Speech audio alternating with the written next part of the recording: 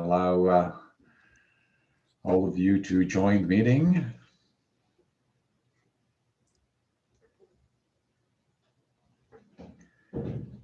Bonjour à tous, bienvenue.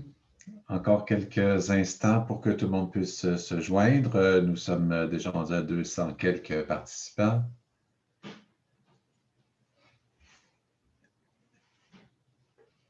Parfait, ça semble se stabiliser pour tout de suite. Alors, d'abord, bonjour, bienvenue. C'est un plaisir de vous retrouver à nouveau pour ce second webinaire. Mon nom est Alexandre Bacon. Alors, j'ai l'honneur d'animer la rencontre, de jouer un rôle évidemment de maître de cérémonie, mais aussi de facilitateur pour la rencontre d'aujourd'hui, qui sera un peu plus courte que la dernière, que le dernier webinaire. Alors, on en est aujourd'hui au deuxième de 5 webinaires qui seront tenus tout au long des prochains mois en vue du forum réconciliation qui est à venir en septembre prochain. D'abord, j'aimerais simplement mentionner que vous avez accès au service d'interprétation. So for those who speak English, don't hesitate to use our simultaneous translation services that you are provided with. So just click on the icon on the down right of your screen. So just choose the language of your choice. La plupart des présentations aujourd'hui, je pense même la totalité des présentations seront faites en français. Ce qui ne sera pas le cas, bien sûr, de toutes des présentations de tous les webinaires à venir. Mais pour aujourd'hui, nous avons des présentations qui seront faites en langue française. Il y a des gens parmi vous, bien sûr, une grande majorité du Québec, mais d'un peu partout au Canada. Nous avons même quelqu'un qui se trouve en Algérie, un autre au Chili. Alors, ce sont les bons aspects, évidemment, de la virtualisation de nos rencontres, virtualisation obligée. Écoutez, ça offre d'autres opportunités. Alors, regardons au moins les bons côtés de la chose, s'il s'en trouve, comme celle-ci, de permettre à des gens de partout sur la planète de nous suivre sur des enjeux qui peuvent être justement transversaux. Il y a certainement des points qui peuvent être si on veut, reconnus et mis, si on veut, des points transversaux qui peuvent être quelque part, qui vont s'appliquer également à des situations semblables ailleurs dans le monde. Alors, écoutez, avant de me lancer trop précisément dans les règles de la rencontre, ne cherchez pas le bouton mute ni celui de votre caméra. Les micros et votre caméra sont automatiquement fermés pour la durée de la rencontre d'aujourd'hui. On vous invitera, si vous souhaitez participer, à passer par soit la fenêtre de conversation, soit par l'autre fenêtre. C'est écrit dans le bas de votre écran Q et R pour questions et réponses. Donc, on va vous inviter à passer à travers l'une ou l'autre de ces fenêtres-là. Je vous reviendrai tout à l'heure pour savoir plus précisément comment utiliser l'un et l'autre. Peut-être simplement avant de commencer, bon, comme vous le savez, il est vraiment d'importance pour les Premières Nations et les Inuits d'inviter un ou une aînée à partager, à faire une prière d'ouverture, puis à partager une vision pour guider nos réflexions au cours des rencontres. Et depuis le début du processus, nous avons la chance d'être accompagnés par Madame Edith Picard et Elisabeth Chini. Aujourd'hui, Madame Chini va carrément nous présenter son témoignage. On le verra tout à l'heure en toute première partie du webinaire d'aujourd'hui. Et c'est pourquoi je vais aujourd'hui demander à Madame Edith Picard, qui est une aînée Wendat, de faire cette prière, ces mots d'ouverture, puis peut-être simplement pour vous la présenter en quelques mots. Madame Picard qui se définit d'abord comme épouse, comme mère, comme belle-mère, comme mamie de 7 magnifiques petits-enfants, sa famille, sa richesse, sa fierté. Né à Québec de papa Huron-Wendat, d'une maman québécoise, aînée d'une famille de 4 filles, infirmière de formation, elle a œuvré auprès de femmes ayant eu un diagnostic de cancer du sein, puis à la Commission de la santé et des services sociaux des Premières Nations Québec-Labrador.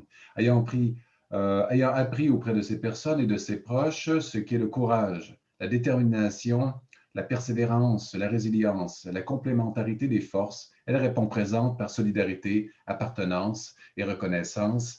Madame Picard, merci d'être là. Je vous cède la parole pour ces quelques minutes. Oui, good afternoon. Bonjour. Depuis quelques semaines, j'essaie de me représenter l'accessibilité parce que j'ai besoin d'images pour saisir certains mots.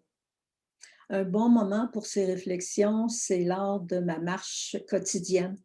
Très souvent, je choisis le sentier linéaire de la rivière Saint-Charles près de chez nous, l'une des sections qui demeure ouverte au cours de l'hiver.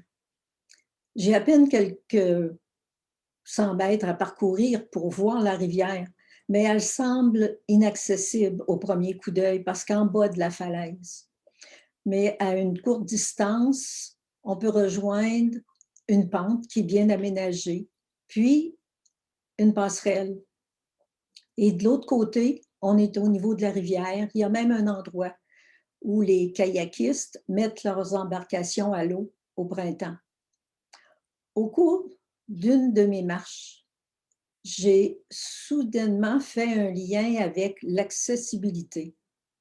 Tracer un sentier, l'entretenir, créer des passerelles pour combler les fossés, joindre les deux rives.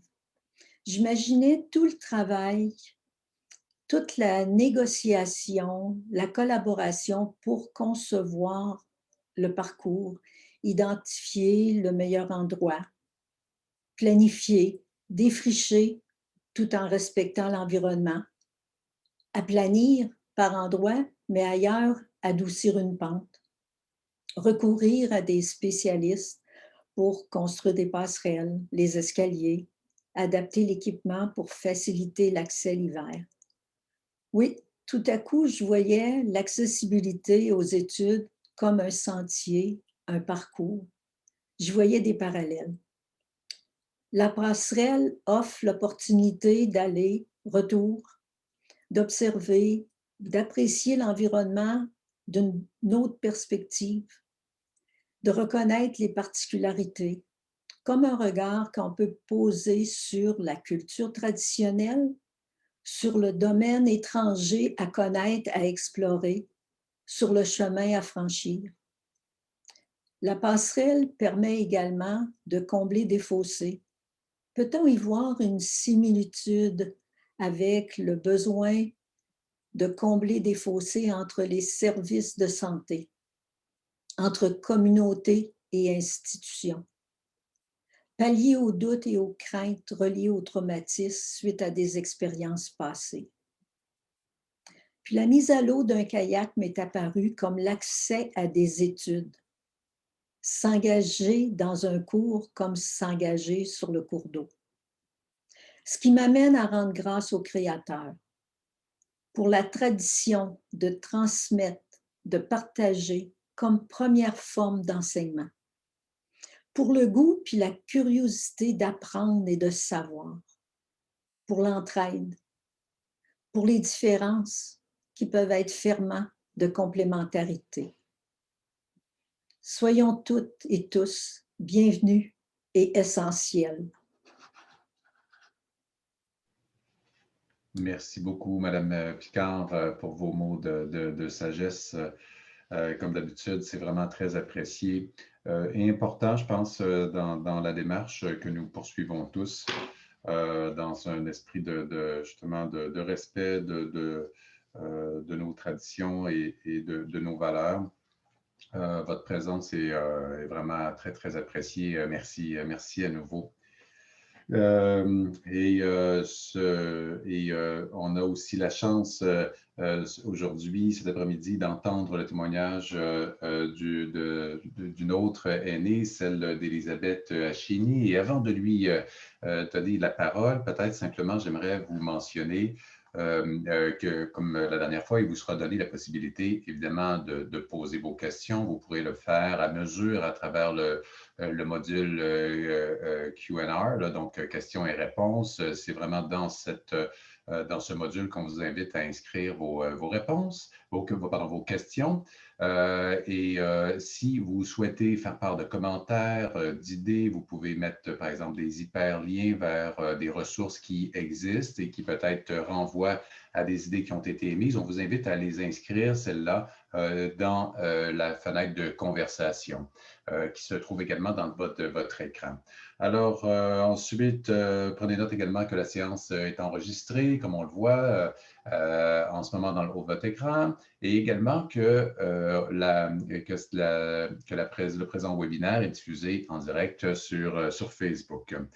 Peut-être simplement un dernier élément avant d'aller plus loin. Vous avez certainement reçu par le biais, lors de votre inscription, un courriel dans lequel il y avait bien sûr un lien Zoom vers le présent webinaire, mais aussi un guide du participant qui va vous permettre de suivre à mesure l'ordre du jour prévu. Alors, ordre du jour, bien sûr, là, qui va être composé de l'intervention de Mme Elisabeth Chini, mais aussi immédiatement ensuite, on va avoir également d'autres intervenants de qualité qui vont venir nous présenter aujourd'hui notamment différentes facettes de l'accessibilité aux études supérieures pour les étudiants des premiers peuples.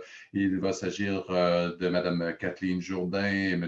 Christopher Fletcher, mais aussi de Mme Prudence Anis, qui est directrice de l'Institut CUNA.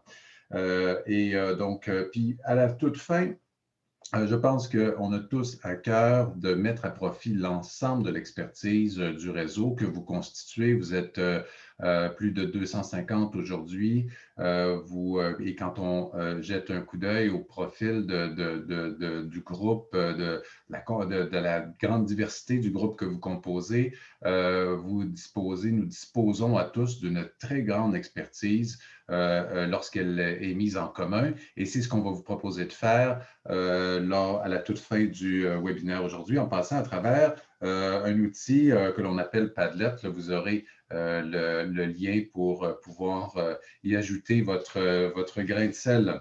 Alors, peut-être, je tiens simplement à mentionner qu'il s'agit, comme je l'ai dit d'entrée, du deuxième de 5 webinaires à tenir d'ici les 22 et 23 septembre prochains, date à inscrire bien sûr au calendrier, puisque nous tiendrons enfin notre forum, le Forum national sur la réconciliation qui se tiendra à Wendake et en mode virtuel, bien sûr, le contexte oblige. Et nous tenons également à rappeler que les 5 thématiques des webinaires qui vont se tenir d'ici là ont été convenus et dégagés à partir de rencontres de travail auxquelles ont pris part des organisations Premières Nations et Inuit tout au long des derniers mois.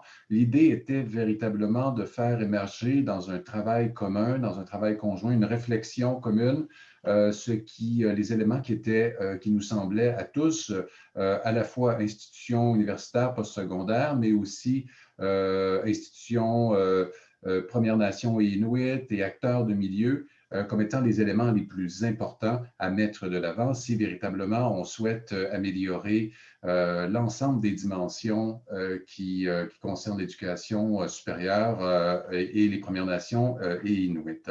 Donc, les webinaires visent bien sûr à approfondir notre compréhension des enjeux, identifier les leviers pour favoriser cette réconciliation en éducation. mais aussi d'identifier bien concrètement des pistes d'action. Alors, il s'agit, je pense, bien sûr, il y a des éléments de théorie qui doivent être peut-être dégagés, mais aussi et surtout des pistes d'action concrètes pour nous accompagner, puis peut-être nourrir des réflexions locales qui sont propres à vos différentes institutions. Et enfin, de stimuler une démarche de mobilisation dans chacune de nos organisations. Je sais que plusieurs d'entre vous sont déjà extrêmement actifs et que depuis parfois de nombreuses années, des moyens sont déployés pour justement faire en sorte que Premières Nations et Inuit aient une pleine place dans nos différentes institutions. Alors, bon, on sait que l'accessibilité aux études supérieures, c'est un enjeu qui ne date pas simplement des dernières années. Puis depuis un siècle, de nombreux bâtons ont été mis dans les roues des Premières Nations inuits qui souhaitaient accéder aux études supérieures. Et évidemment, l'expérience même de l'éducation a été une expérience, bien sûr, qui a pu être traumatisante à bien des égards à travers toutes les politiques liées aux pensionnats indiens, comme vous le savez probablement, avec l'amendement de la loi C14, C15 en 1920, les parents des Premières Nations avaient l'obligation légale de laisser leurs enfants être amenés dans les pensionnats indiens. Et rappelons également que jusqu'au dernier grand amendement, la loi sur les Indiens en 1952, membres des Premières Nations qui souhaitaient s'inscrire à l'université devaient préalablement abandonner l'ensemble de ces droits. Alors, on ne pouvait pas s'inscrire à l'université tout en étant titulaire de droits autochtones. Alors, c'est pas rien et ça ne date pas de si longtemps, bien sûr, et donc il y a encore beaucoup à faire. Cela dit, il n'y a pas que du négatif dans le cheminement, dans tous les récits qui pourraient être amenés de Premières Nations et d'Inuits qui ont cheminé à travers les institutions scolaires. Et c'est pourquoi aujourd'hui, on avait envie de vous faire entendre le témoignage d'une aînée qui nous accompagne depuis le début. Il s'agit de Mme Elisabeth Achini, qui est une aînée Innu que vous avez certainement vue si vous avez pu assister au dernier webinaire, une Innu aînée de Matimecoche, Lac John, située près de Shefferville, mère de 3 enfants. Elle est née à l'intérieur des terres, des terres même, donc née dans le territoire et a parcouru le territoire, le Nitassinan, qu'on appelle en Inuimun, pendant jusqu'à ses 9 ans. Après quoi, elle a été envoyée dans le pensionnat pour plus de 7 ans. Elle va nous en faire part. Puis elle a suivi une formation pour devenir infirmière, ce qui va l'amener à côtoyer professionnellement, évidemment, le milieu québécois. Mais va terminer sa carrière chez les Inuits. Et depuis sa retraite, elle s'est donné comme mission personnelle de partager son savoir auprès des nouvelles générations. Donc, Madame Achini, merci d'être là. C'est à vous la parole. Elisabeth, est-ce que vous avez activé votre caméra? Alors, c'est toujours c'est plus compliqué qu'en personne. Es-tu correct? On entend votre magnifique voix et il ne resterait plus qu'à activer votre caméra. Je vais activer la caméra aussi? Oui, s'il vous plaît. C'est vidéo, ça, hein? Oui. C'est correct? Pas encore. Il y aura un petit L'animateur vous a demandé de démarrer votre vidéo, non? Voilà, ça devrait être ça. Oui, c'est ça? Oui. Tu m'entends-tu? Oui, je vous Hein? entends bien. Je vous entends bien, mais je ne vous vois pas. Ah, faut que tu me vois. Ah. Moi et tous les Attends, autres. c'est-tu moi qui est dans... Ah, voilà. Attends. Ah, Voilà, j'ai fait le voilà, contraire. parfait. Alors, et Elisabeth, si c'était possible, peut-être juste soit vous avancer ou soit de faire pivoter votre caméra pour qu'on voit votre visage plus entièrement, ce serait Comme fantastique. ça? Encore un petit peu, parce que là, on ne voit que le haut de votre visage. Attends une minute, Ah, on y là. arrive, on y Comme arrive. ça? Ah, c'est Comme déjà ça? beaucoup mieux. Voilà, c'est Bon. parfait. Merci, Elisabeth, d'être là. À vous la parole. Busugada nos de shir takabit hotino nimstamlanding man di swasam goyan ji wawit man season the newman. Nat squim stanandi Michel Dello. Non, Elle écrit oui. oui. Oh, elle m'entend pas, elle. Hein? Oui, mais je pense qu'elle ne peut pas prendre la parole. Elle dit oui, je t'aime, OK. des Je bisous. t'aime aussi, je lui dis bonjour. Bon, tantôt, moi, je vous ai dit que je vous disais bonjour tout le monde et ça me faisait plaisir d'être avec vous, essayer de vous faire un témoignage de ma vie qui était pas mal. Je ne peux pas vous raconter dans 15 minutes parce que ma vie est très longue. Comme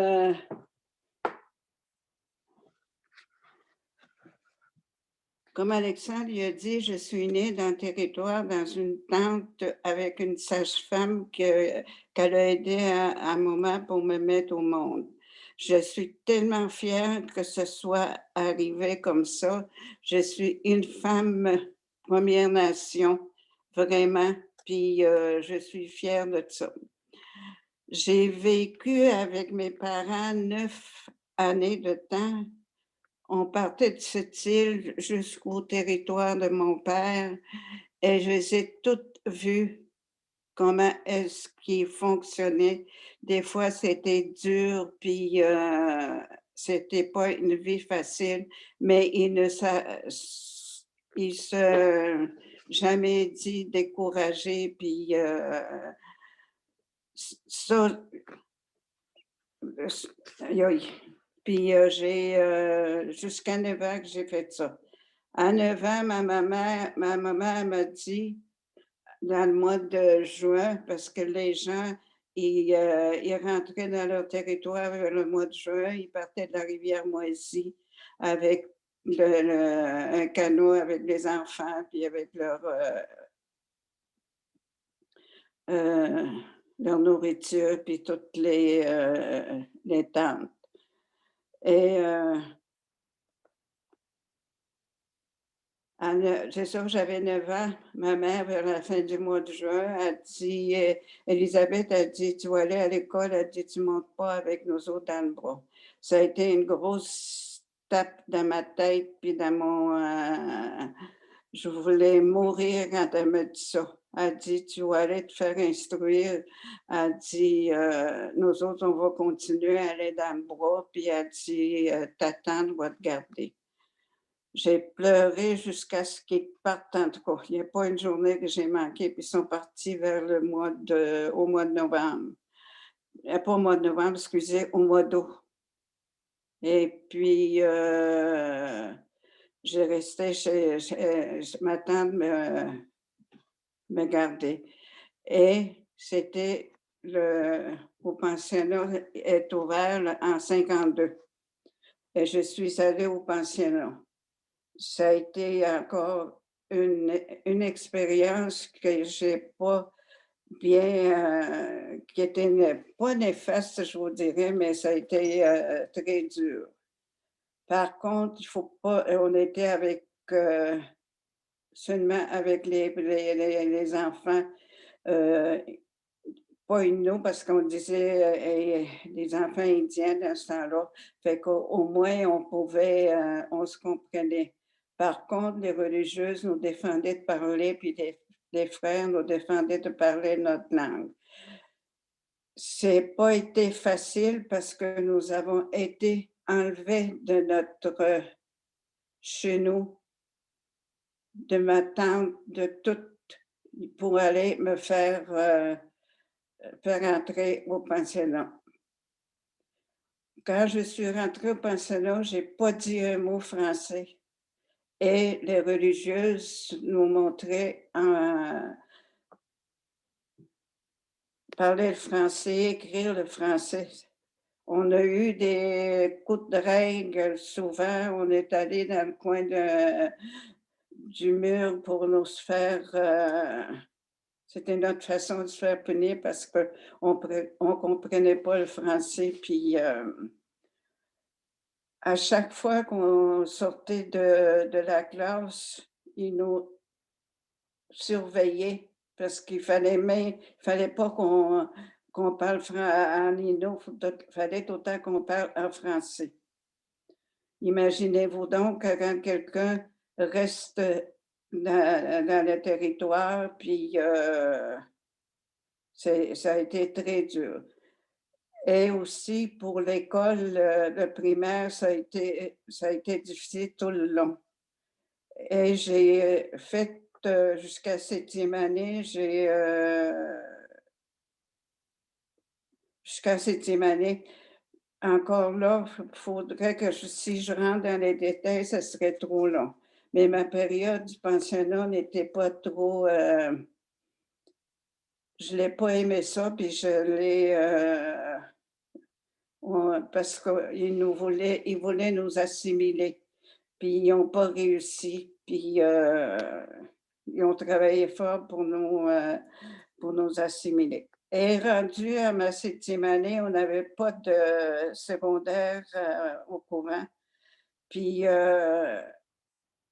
le responsable principal nous a envoyés à Sainte-Anne-de-la-Pocatière parce que à l'école à Sept-Îles, au secondaire, ils ne voulaient pas de nous autres parce qu'on était des Indiens, on était trop sales, puis on n'était pas bienvenus. Fait que nous, les filles, on est allées à Sainte-Anne-de-la-Pocatière, puis les garçons l'ont envoyé à Grande-Bergeronne. Ça a été encore une autre tape sur la tête à nous envoyer chez les religieuses. Là, ça a été plus difficile parce que on ne voyait pas nos parents, les autres personnes de la communauté. On était tellement été entrés en prison. Fait que quand on est arrivé, ils nous ont dit: «Bon, vous allez vous laver, puis mettez votre linge dans un sac, puis on va envoyer ça au lavage». Puis pourtant, quand on est arrivé là, j'avais l'impression que je n'étais pas si sale que ça. Nous étions 10 filles qui rentraient au secondaire.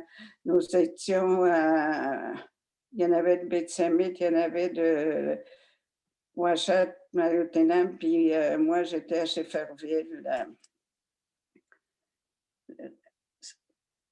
Quelque temps après, ils ont décidé de nous couper nos cheveux. J'avais des beaux cheveux longs, puis il y en avait aussi mes amis qui avaient des cheveux longs. Ils se sont coupés nos cheveux parce qu'ils avaient peur justement qu'on attrape, qu'on a des peaux. Ils disaient: «Vous allez avoir des peaux, vous allez contaminer les autres élèves blanches». Ça ça faisait très mal. J'ai fait mon secondaire, là. 2 ans de temps, nous étions, les 10 filles qui étaient là. Mais la 3e année, les filles m'ont abandonnée, ils ont décidé d'aller à Chicoutimi, eux autres. Et moi, étant donné que j'étais à Schefferville, ils m'ont dit: «On ne pouvait pas te rejoindre, tu étais trop loin».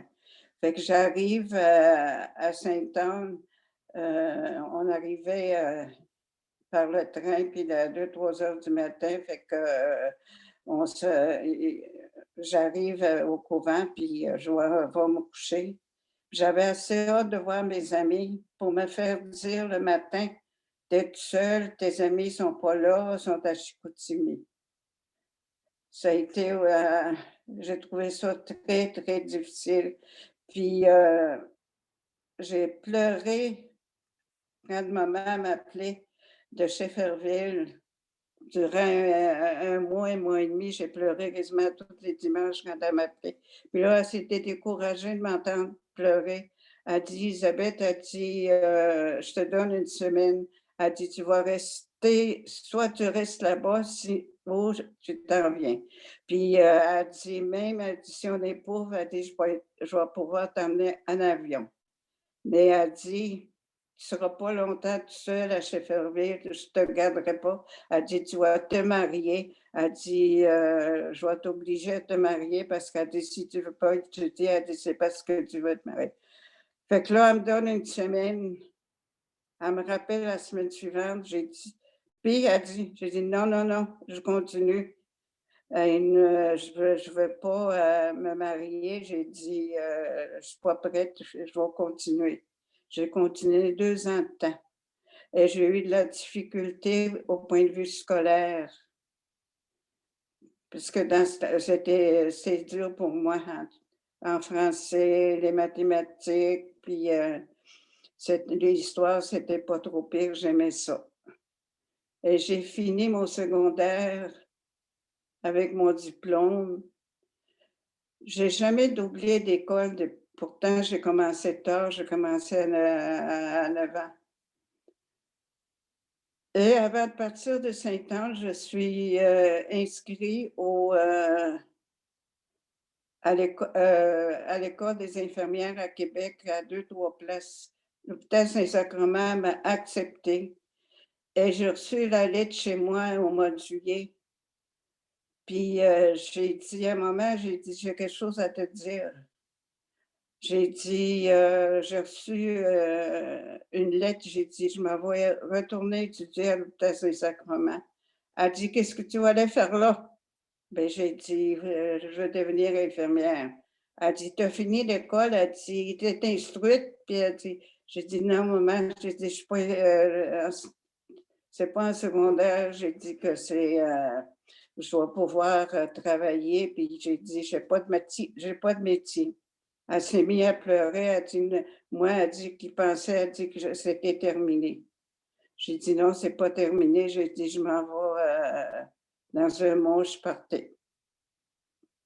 J'ai eu moins de difficultés de partir cette fois-là de chez nous, puis de laisser mes amis, puis, parce que je m'en allais un petit peu plus je savais que je m'en allais un petit peu j'allais avoir un peu de liberté là-bas, puis, ça a été une de mes meilleures expériences que j'ai eues à l'hôpital Saint-Sacrement.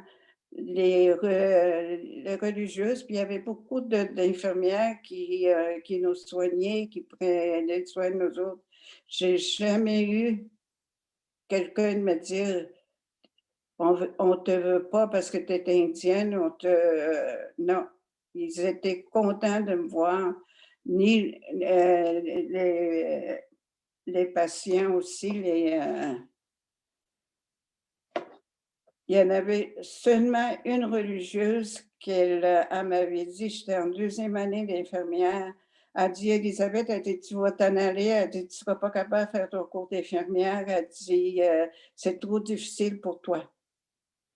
Fait que, elle dit: «As-tu compris?» Elle dit: «Tu vas aller faire tes affaires», mais elle dit elle dit: vas-y faire ton stage à l'hôpital», puis elle dit: «Puis tu prépares des affaires, puis tu t'en vas demain». Moi, le directeur, il m'aimait beaucoup, il m'appelait tout le temps ma petite indienne, puis, je passais devant son bureau, on passait devant son bureau quand on y allait. Fait que là, ce matin-là, il dit: «Comment tu vas, ma petite indienne?» Je dis: «Ça va pas bien». Fait que là, j'ai raconté ce qui s'est arrivé. Elle dit: «Voici», puis elle dit: «Tu viendras me voir à midi». Je suis allée voir à midi, puis ils l'ont jeté dehors, ils l'ont retourné dans sa maison, la religieuse. C j'ai eu j'ai eu la difficulté en faisant mon cours parce que j'avais la difficulté des fois, je ne comprenais pas des mots en médecine, puis c'est pour ça que j'ai travaillé plus fort que mes amies blanches, c'était dans leur langue, puis moi j'avais la difficulté. Depuis que la sœur m'avait dit: «Tu ne seras pas capable», j'ai travaillé 2, 3 fois plus pour réussir mon cours d'infirmière. Je me suis dit: «Je suis assez déterminée que je dois continuer puis que je vais sortir de là avec, je vais terminer mon cours». Effectivement, je l'ai terminé. Ma mère puis ma sœur sont venues me voir lors de ma graduation, puis ils étaient fiers. Moi aussi, j'étais très, très, très fière et nous faisions un examen de l'ordre. C'était pas de l'ordre comme aujourd'hui, là, l'ordre des infirmières. C'était l'hôpital Laval qui nous donnait les examens. Puis j'ai encore mon diplôme de l'hôpital Saint-Sacrement qui est en paix que j'ai dit que j'ai fréquenté l'hôpital Saint-Sacrement, pas l'hôpital de l'Université Laval. Je suis fière de ça. J'aurais beaucoup de choses à vous raconter. Effectivement, avec mon cours d'infirmière, en terminant, je suis allée travailler à Shefferville. J'ai rencontré le père de mes enfants. J'ai eu 3 beaux enfants, 3 beaux garçons, que je suis fière d'eux autres. Et au bout de 9, 10 ans, on s'est en allé, puis en Abitibi. Imaginez-vous donc que que j'ai été infirmière à un moment donné, puis j'ai pas été capable de travailler avec les animaux. Mais le père de mes enfants, il dit: «Tu iras pas travailler parce qu'il dit: "Il faut que tu m'aides"». Il dit: «Une femme, il dit, qui a une femme, il faut qu'elle reste avec son mari, puis il faut que». J'ai dit: «Non». J'ai dit: Je vais, dans 2 ans», j'ai dit: «Je donne mon nom à l'hôpital». Effectivement, je donnais mon nom à l'hôpital, puis je suis allée travailler. J'étais capable d'occuper mes enfants, puis je suis partie quand mon plus jeune, il était capable il avait 20 ans. Je suis retournée travailler dans ma communauté, puis j'étais très fière. J'ai fait plusieurs communautés, puis Ouachette, Sept-Îles, La Romaine, Bétiamite. C'est à Bétiamite que j'ai pris ma retraite, puis j'étais contente. Par contre, après ma retraite, j'ai fait du bénévolat. J'allais voir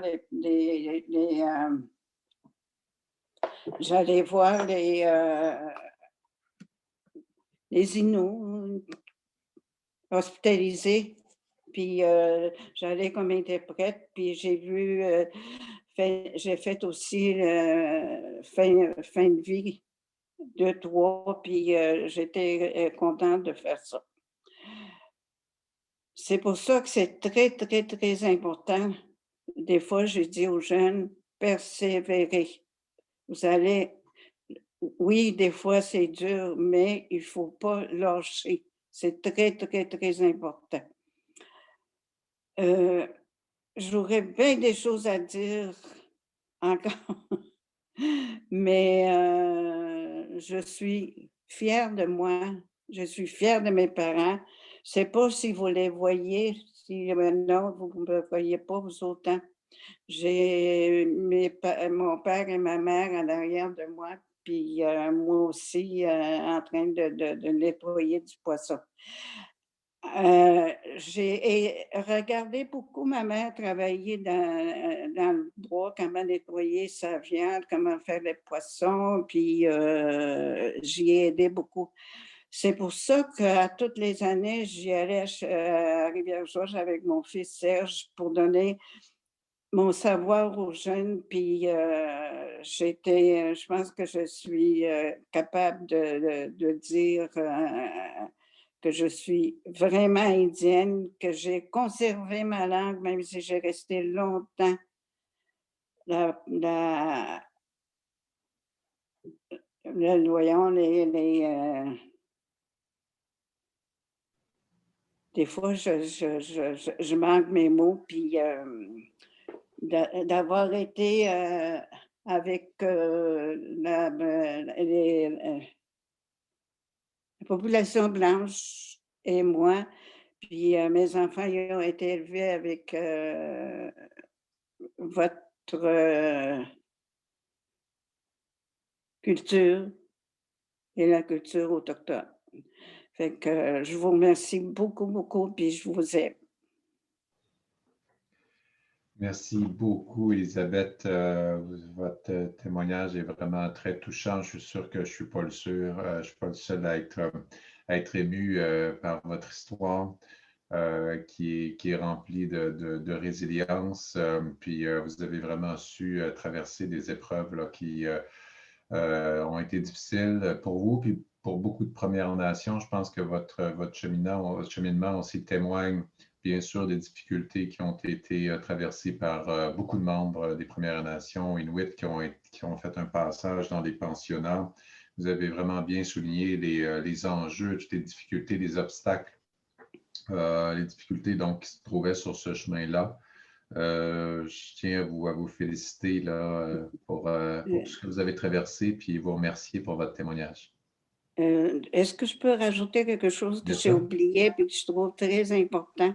Mhm. Malgré toutes les bonnes choses que j'ai vécues au pensionnat, une fois rendue adulte, je me suis dit, j'ai découvert que si j'avais pas été au pensionnat, si ma mère m'avait pas, poussée à aller à l'école, je serais pas peut-être devenue infirmière. C'est avec ça que j'ai vécu, que j'ai été infirmière plusieurs années de temps, puis, j'en suis fière de ça.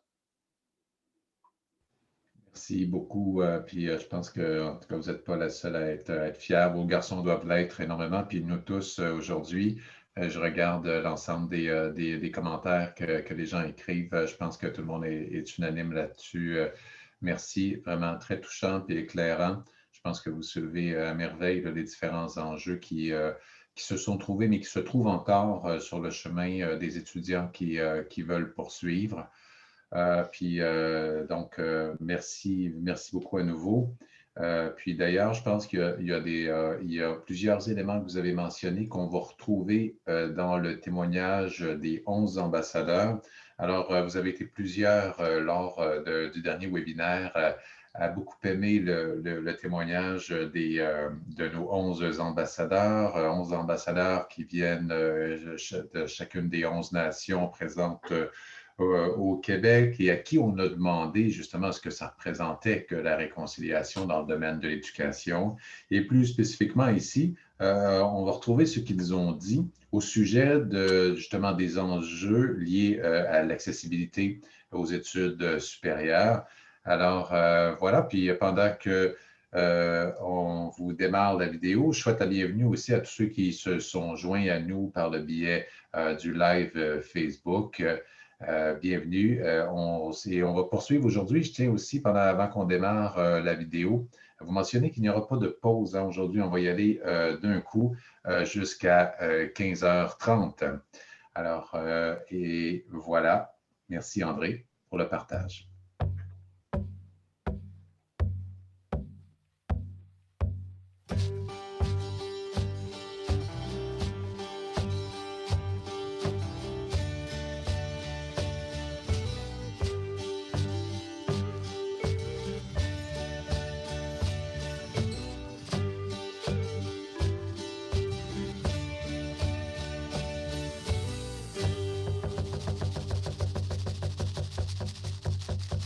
The education provided in the North doesn't prepare the students when they go to Montreal. If they want to study, let's say, in a medical field or a science field, what is being taught up north, there still needs to be a lot of work done. within the school board, within curriculum development. I know it's not easy. It doesn't happen overnight. It's not only the school board, it has to be the region, the province. I honestly don't think the fact that it's far is a good enough excuse, because it doesn't matter how far you are, we deserve the same type of education students get in the South. Moi, j'ai dû quitter ma communauté pour étudier. Je suis pleinement consciente qu'il y a plein de personnes dans la même situation que moi. Je me souviens encore hier, j'ai une cousine qui a fait son droit à l'Université de Montréal, et je me souviens encore qu'elle partait de Picogan avec son fils. Pendant un examen, j'allais garder son fils dans un parc pas loin ou dans le stationnement, et après son examen, elle remontait à Picogan. Donc, tu sais, c'est vraiment une gymnastique complexe. De ne pas quitter sa communauté et d'étudier, ou quitter complètement pour étudier. Donc, dans un cas ou dans l'autre, ça demande beaucoup d'ajustements.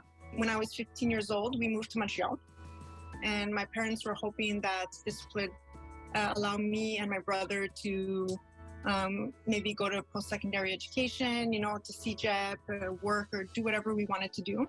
So my parents chose to send me to school in French. They were hoping that it would give me more opportunities that would enable me to work eventually and to just, live in Quebec comfortably. And because of that, I did not go to school in the community, and I did not learn Cree because of that also. So we spoke English at home, and then I went to school in French, and my father traveled a lot and worked a lot, so I never had the opportunity to learn Cree.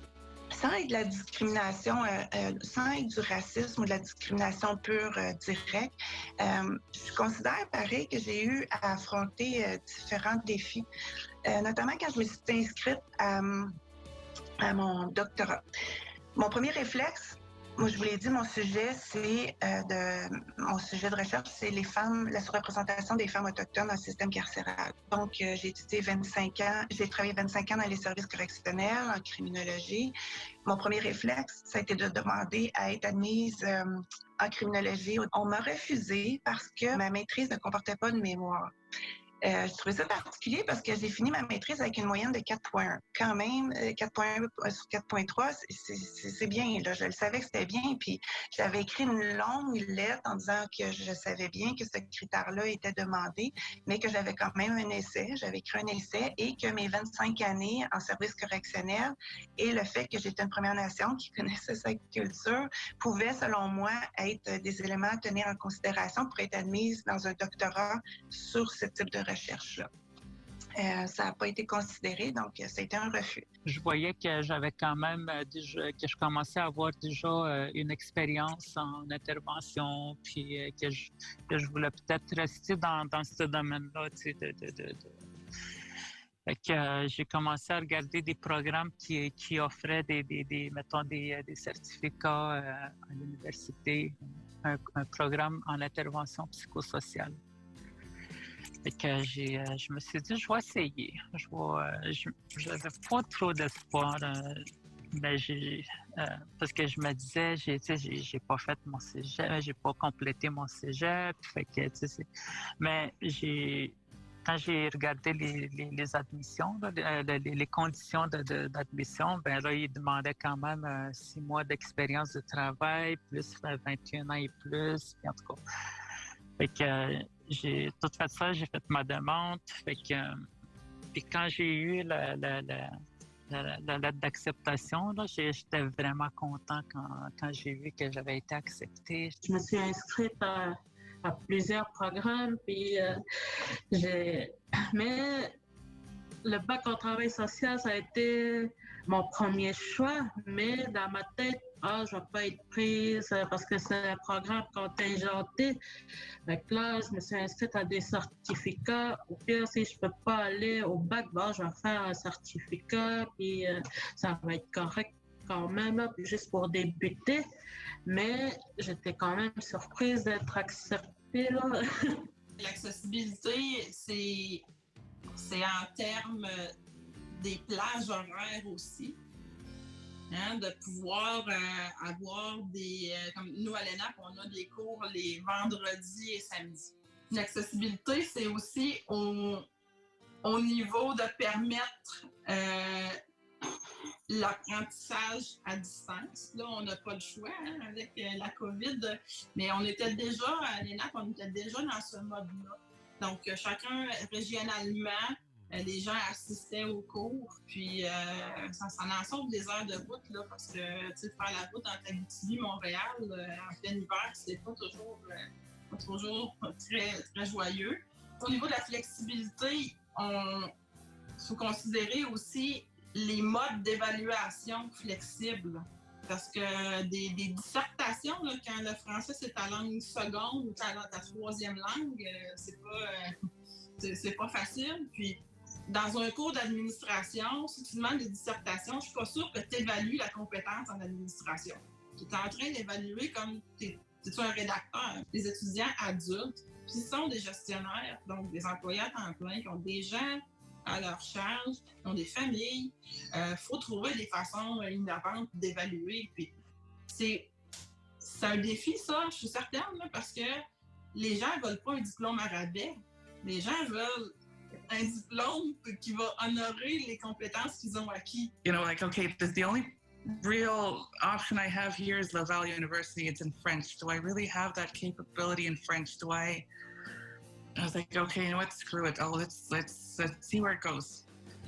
I did what I had to do. I had to do the language tests and wrote up as best I could a personal statement of why I wanted to do this.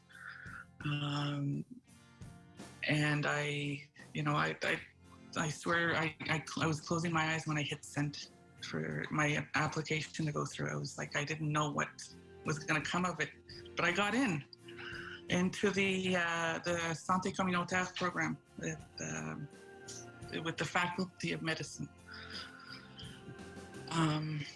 So for me, it was great. But I honestly had no idea what I was getting into. I didn't know what it meant. I didn't know what it was going to be, what it was going to come up with as an end product. Puis quand j'ai fini mon certificat l'année passée, puis en plus de ça, des notes que j'avais, c'est vraiment, je ne veux pas me vanter, là, mais c'est ça. J'avais des bonnes notes, fait que j'étais bien content. Puis là, je me suis dit, waouh, je suis capable, je vais continuer.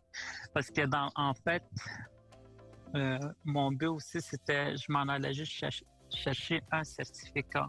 Je m'étais dit, ça va me suffire, un certificat au moins. Je me suis dit, je pense que je vais faire un autre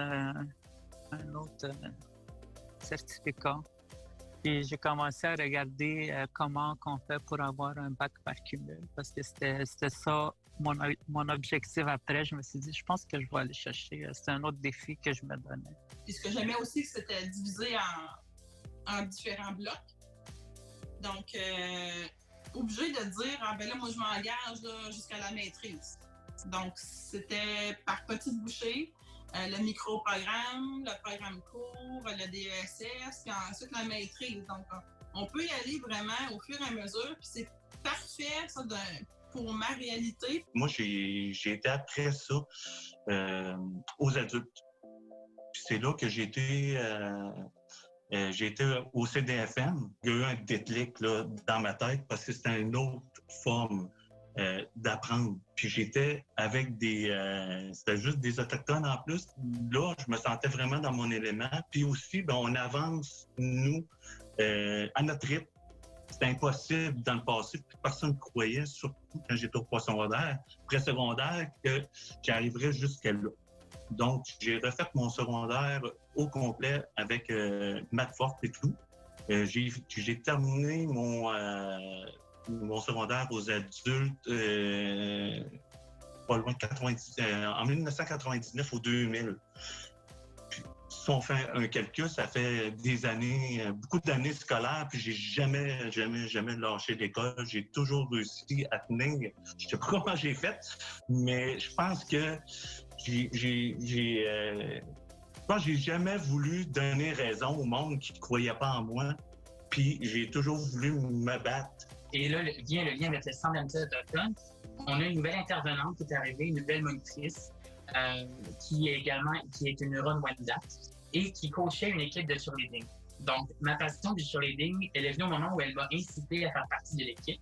Et donc, je suis allé à un entraînement et j'ai adoré. Donc, c'était quelque chose que je ne savais pas qu'elle allait développer autant de passion en moi, mais qui m'a tracé un chemin non seulement vers le sport, mais également vers l'université, vers le cégep, donc vers le post-secondaire. Ce qui m'a motivé à aller à l'école aussi, c'est justement le préjugé sur les Premières Nations qu'on est des abandonneux, qu'on abandonne l'école. Donc, j'ai toujours entendu « Ah, les Premières Nations, on le sait bien, ils sont pas top, on le sait bien, ils lancent l'école, on le sait bien, ils sont pas motivés. » Donc, d'entendre ça, ça me faisait un peu mal.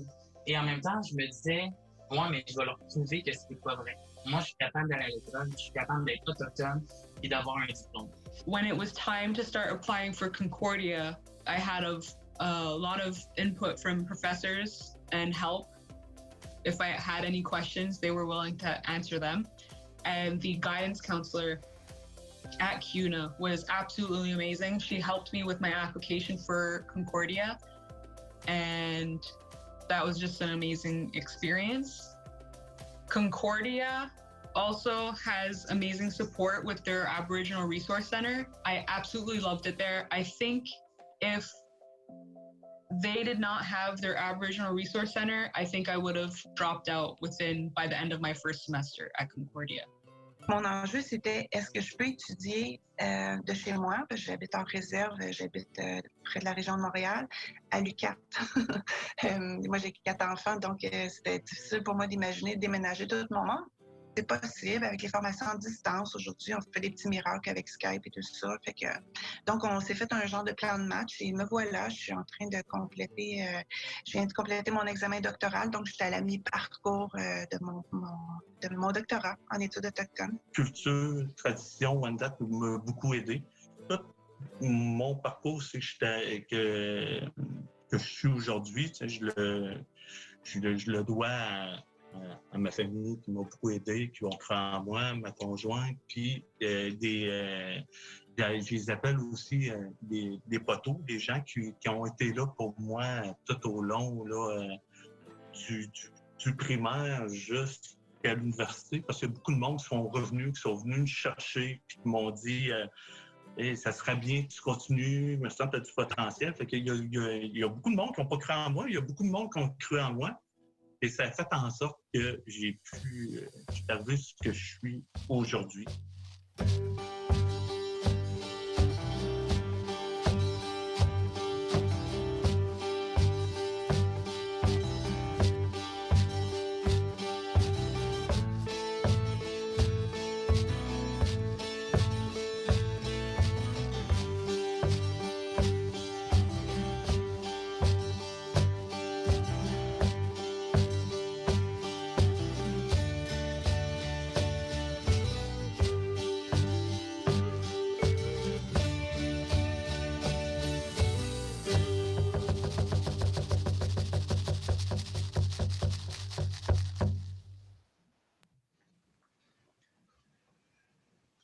Alors, merci à nos 11 ambassadeurs pour leur témoignage.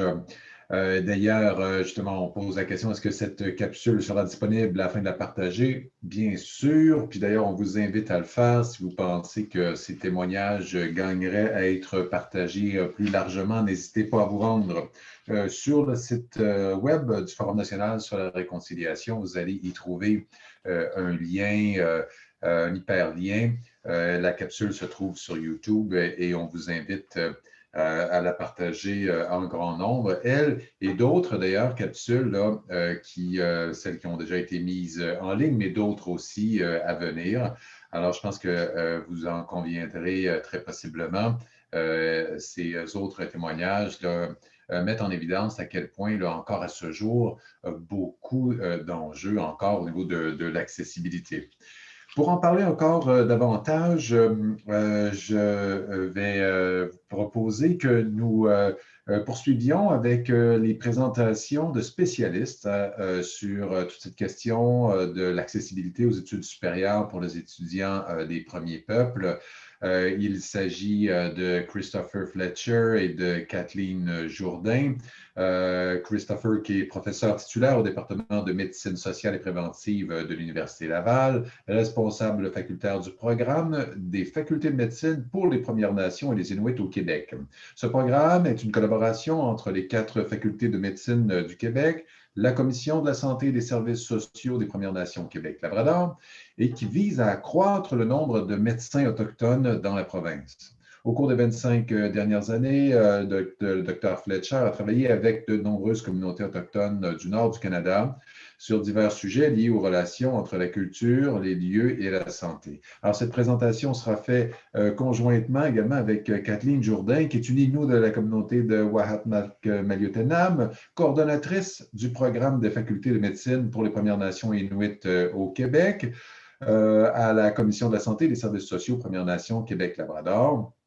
Son rôle, donc, à la commission est d'assurer la coordination de l'ensemble des activités de recrutement, d'animation, du développement des stages et de conseils pour les candidats éventuels. En collaboration avec les conseillers pédagogiques des 4 facultés de médecine, elle soutient, accompagne tous les étudiants autochtones inscrits au doctorat en médecine.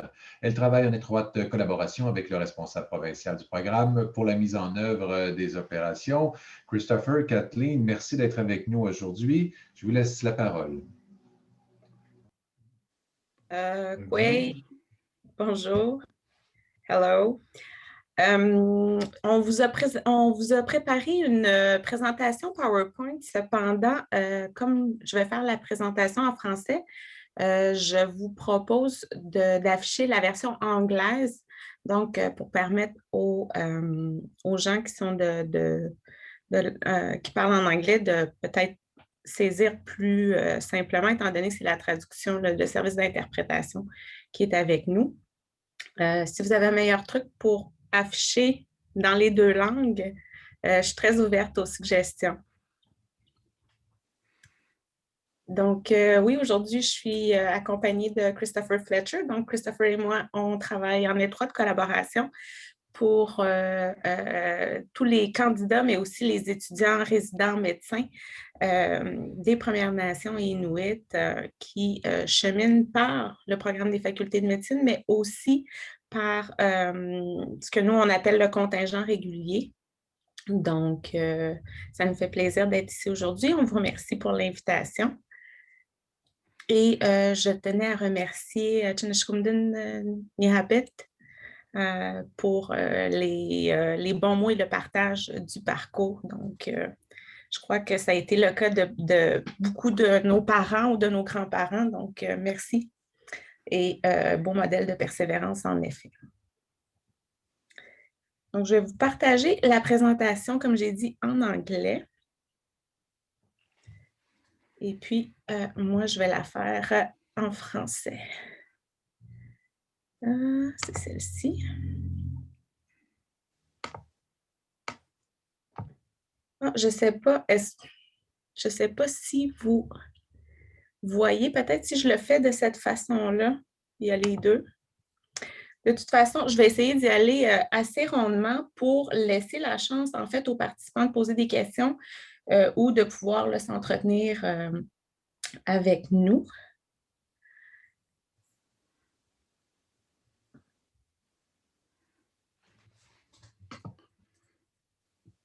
Ça, c'est celle en français. Désolée.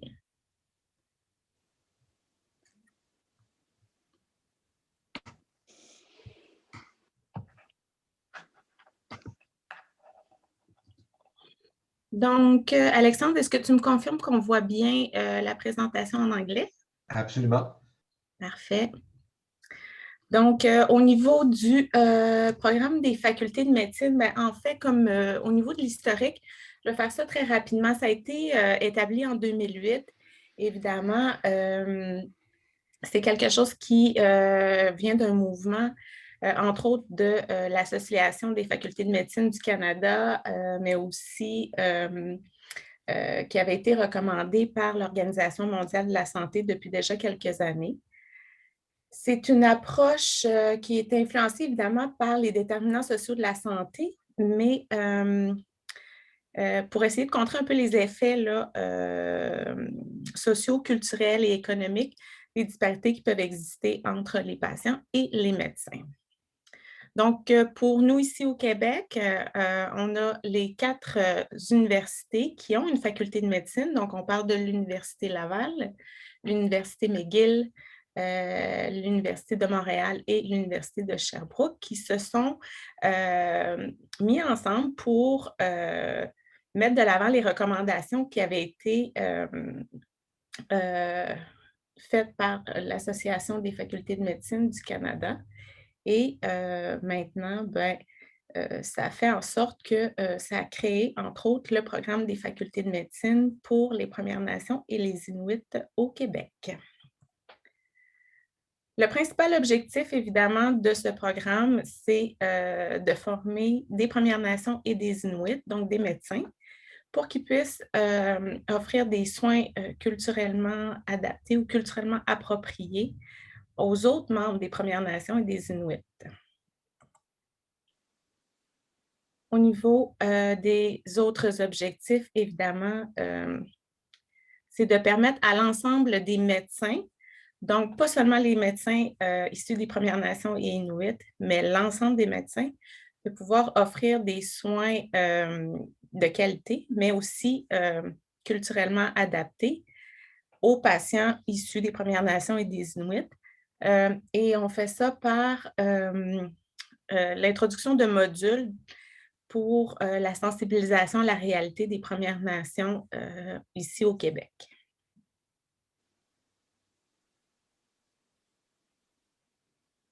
Le programme a aussi comme objectif de permettre aux étudiants d'avoir accès à du mentorat, du tutorat et aussi d'avoir la promotion des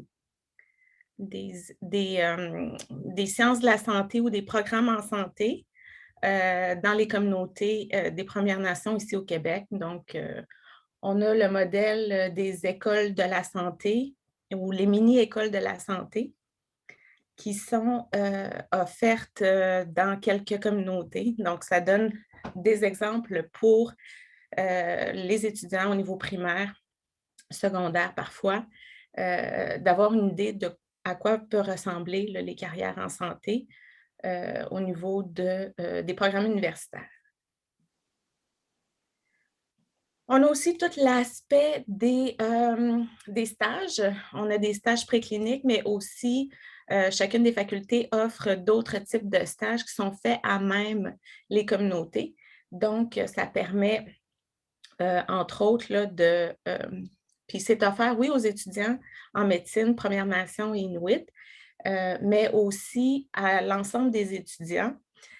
Donc, ça permet aux étudiants allochtones là, d'avoir une certaine sensibilité par rapport à la réalité et la culture des Premières Nations. Principalement au niveau de l'accessibilité aux études, je dirais que c'est le processus d'admission qui a été adapté pour les étudiants ou les candidats autochtones. Donc, c'est vraiment au niveau du processus d'admission qui a été mis en place pour leur permettre d'accéder aux études. Par la suite, le cheminement, ils poursuivent le cheminement que tout autre étudiant en médecine là, va suivre. Donc, de 2008 à 2018, on avait 4 places réservées pour les étudiants autochtones. Donc, ça a permis pendant une dizaine d'années à au moins d'avoir 4 personnes issues des Premières Nations d'avoir une chance d'accéder aux études en médecine. Depuis 2019, donc les 2 dernières années, on a maintenant 6 places qui sont réservées pour les étudiants ou les candidats Premières Nations et Inuit. Donc ça, c'est une belle réussite. On a aussi la présence des membres des Premières Nations sur les différents comités d'admission. Donc présentement, on a, lors des entrevues individuelles, des gens qui, oui, sont issus des Premières Nations, mais aussi, dans un temps où est-ce qu'il n'y a pas de pandémie, on fait ces entrevues-là individuelles à Wendake, donc sur les terres des Premières Nations. Et on a aussi au niveau de notre processus d'admission les notes autobiographiques où est-ce que les évaluateurs sont tous membres des Premières Nations ou Inuits. Donc, ça donne une espèce de...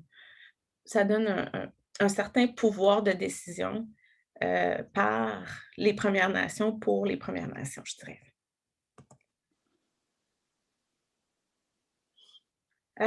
Rapidement, quelques statistiques.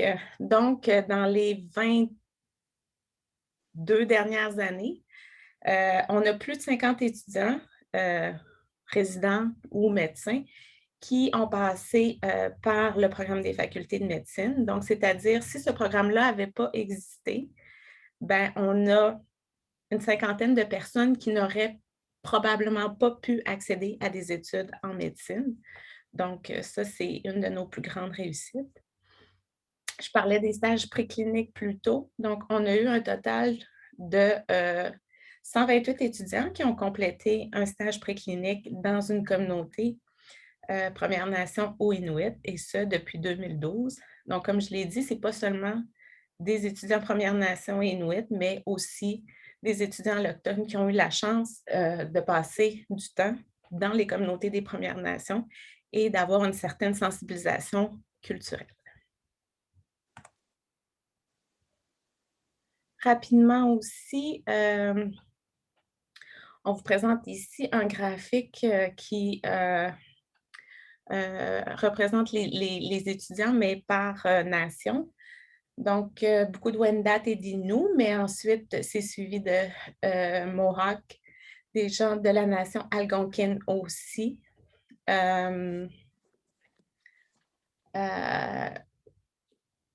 On a les Mi'kmaq, les Malécites et les Atikamekw. À noter qu'on souhaite ardemment avoir des gens qui proviennent de la nation Cri et de la nation Naskapi, en plus des Inuits, pour avoir une belle représentativité là, de l'ensemble des nations au Québec. Ici, rapidement aussi, c'est des statistiques, mais cette fois par faculté. Donc, beaucoup au niveau de l'Université Laval. Et s'ensuit de près là, à peu près égal pour McGill, l'Université de Montréal et l'Université de Sherbrooke.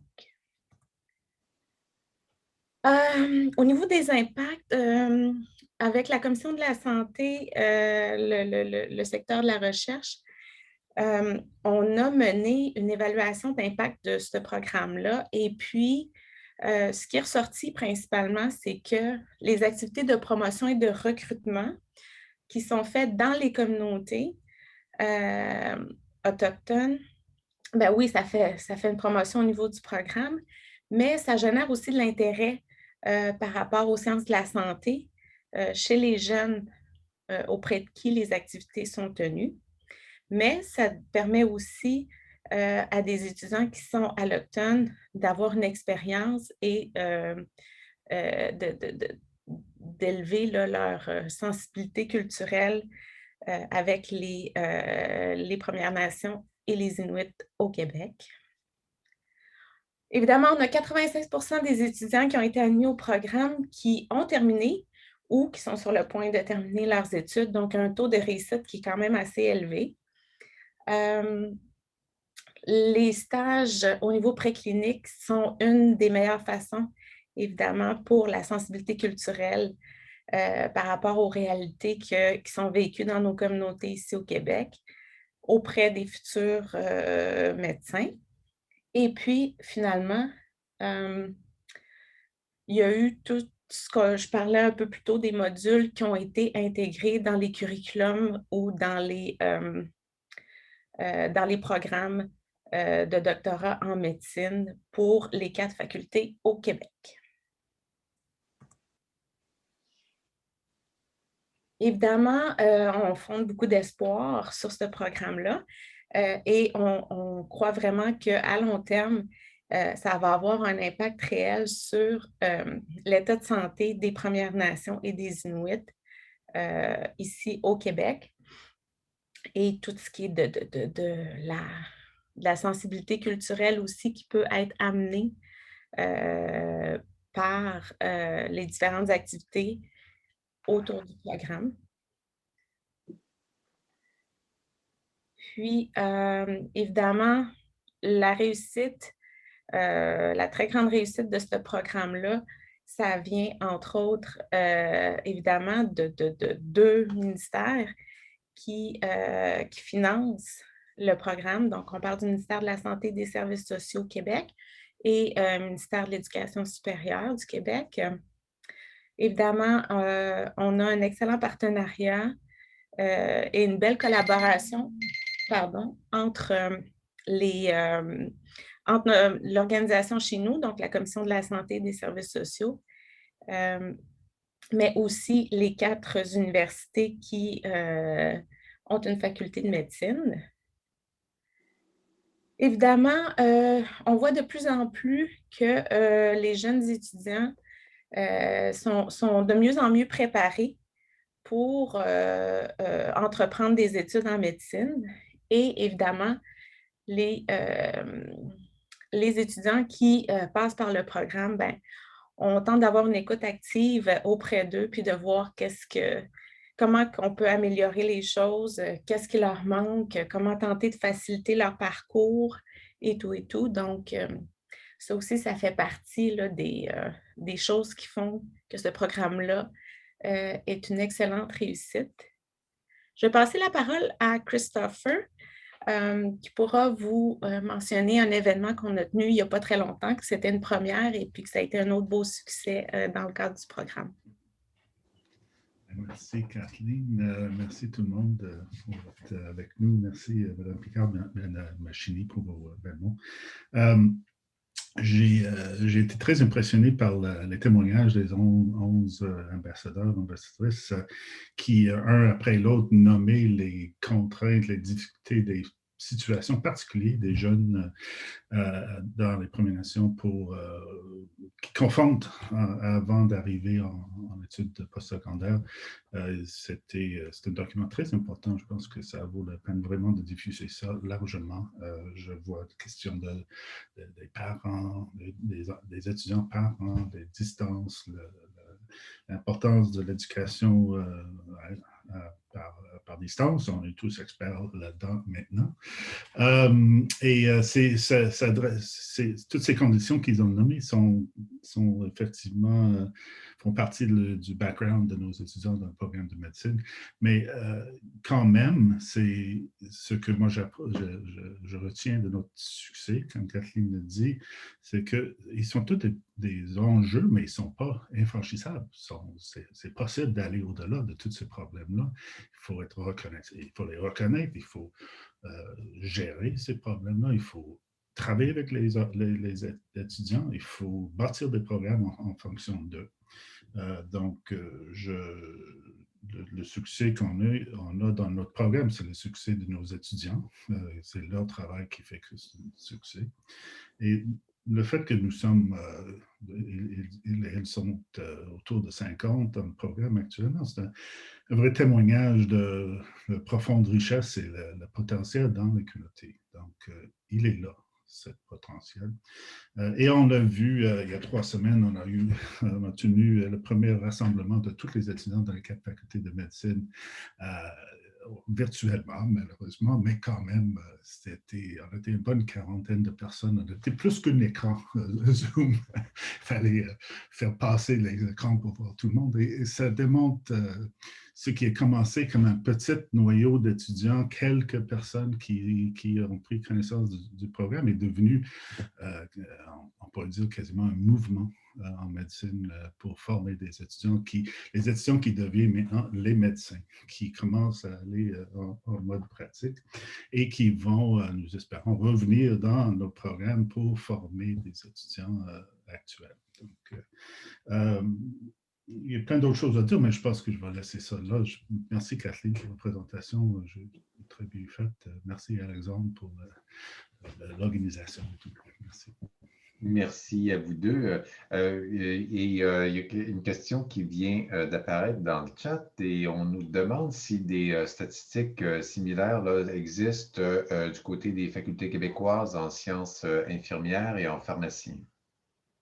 Sauriez-vous dire? Moi, je ne peux pas vous dire. Je n'ai pas des statistiques personnellement. Je sais que chaque faculté de sciences de la santé, de médecine, sont en train de regarder comment agrandir les programmes et prendre des bonnes leçons qu'on a prises et les appliquer dans d'autres domaines. Je pense que le forum est un témoignage aussi du fait que tout le monde, il y a un intérêt en grandissant. Mais personnellement, je n'ai pas les statistiques devant moi. Merci. Et peut-être on a deux autres questions. D'une part, vous avez mentionné que les étudiants suivent le cheminement régulier, mais il y aurait aussi également au début une sorte de tutorat ou de mentorat pour ces étudiants. Alors, à quoi ressemble qu'est-ce qui caractériserait ce mentorat qui est destiné aux jeunes? Également, une autre question, est-ce qu'à votre avis, il serait possible et envisageable d'étendre cette initiative à d'autres programmes au sein des facultés de médecine ou des sciences de la santé? Kathleen, peux-tu répondre? Oui, ben, j'ai quelques éléments de réponse. En fait, on est en ce moment, là, on est à tenter de sensibiliser l'ensemble des universités au Québec sur le modèle, en fait, qui est utilisé pour le programme des facultés de médecine pour les Premières Nations et les Inuits, pour tenter justement de créer une vague d'initiatives pour les programmes en santé et services sociaux, parce que c'est principalement sur ces programmes-là que notre organisation travaille.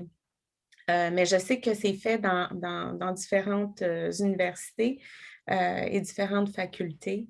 D'avoir soit des places réservées, d'avoir des modalités d'admission qui sont différentes ou facilitantes pour les Premières Nations et les Inuits au Québec. Donc, c'est un mouvement qui fait boule de neige et qui, on souhaite, pourrait être mis de l'avant dans l'ensemble des universités au Québec. Pour ce qui est des statistiques, non. Nous, on se concentre principalement sur les étudiants en médecine. Pour ce qui est des sciences infirmières ou autres programmes de la santé, évidemment, chaque université a ses modalités. Par contre, pour obtenir 4 places, évidemment, ça a été des discussions avec les 4 facultés de médecine parce qu'on le rappelle, ce sont 6 places, mais dans 4 universités différentes. Donc, c'est un programme où il y a 6 places au total. Donc, ce n'est pas nécessairement une place par université. C'est selon le choix, je dirais, des étudiants. Mais il y a eu beaucoup de volonté aussi du ministère Santé et Services sociaux et ministère de l'Éducation, en plus des 4 universités, pour faire fonctionner le tout. Et puis, on a vu que ça a bien fonctionné parce qu'on a eu l'ajout de 2 places il y a 2 ans maintenant. Je ne sais pas si tu veux compléter, Christopher? Oui, pour revenir aux questions du tutorat, en fait, chaque faculté a une conseillère pédagogique qui travaille avec les étudiants autochtones en médecine de leur faculté Donc, ça a été, depuis le début, ça fait partie du programme. Et le rôle du tuteur dure pendant tout le cheminement. Donc, ce n'est pas juste un accueil spécifique, c'est vraiment un soutien, un suivi de tous les étudiants, incluant les étudiants qui ne sont pas officiellement dans les programmes. Il y a quelques étudiants dans chaque faculté qui ne sont pas rentrés par la voie de notre programme, mais ils sont bienvenus, comme tous les autres étudiants autochtones aussi. Donc, je vais juste dire un petit mot sur l'organisation aussi. Comme Kathleen a mentionné, nous sommes 4 facultés, on travaille ensemble avec 2 partenaires de ministère et le C3S PNQL. C'est une façon très originale d'organiser un programme. Au Québec, c'est la seule province ou c'est le seul programme où c'est fait au niveau provincial plutôt qu'au niveau universitaire. Je trouve que c'est une grande force de notre approche. C'est très flexible pour les étudiants. Ça répond à l'intérêt des étudiants est vraiment au cœur de toutes les décisions qu'on prend ensemble et on essaie tout le monde tous les membres de la faculté d'orienter et accueillir les étudiants de meilleure façon. Donc, c'est une belle façon très originale de faire les choses. Merci beaucoup à vous deux. Les questions sont nombreuses et vous avez probablement tous remarqué que nous avons cumulé un retard de plus en plus significatif dans notre ordre du jour. Mais je tiens quand même à souligner que ça a suscité beaucoup d'intérêt, votre présentation. On pose des questions notamment sur le plan administratif, à savoir justement par exemple, de quelle façon a-t-on modifié les processus d'admission au niveau de la cotère, mais aussi au niveau des places, donc le processus pour réserver des places, quelles ont été les démarches qui ont été faites. On a également demandé s'il serait possible de partager votre module de sensibilisation auprès des médecins déjà pratiquants. Alors, je vais laisser ces gens peut-être, s'ils ont la possibilité d'agir effectivement sur le terrain, de vous contacter possiblement pour envisager ce que seront les possibles.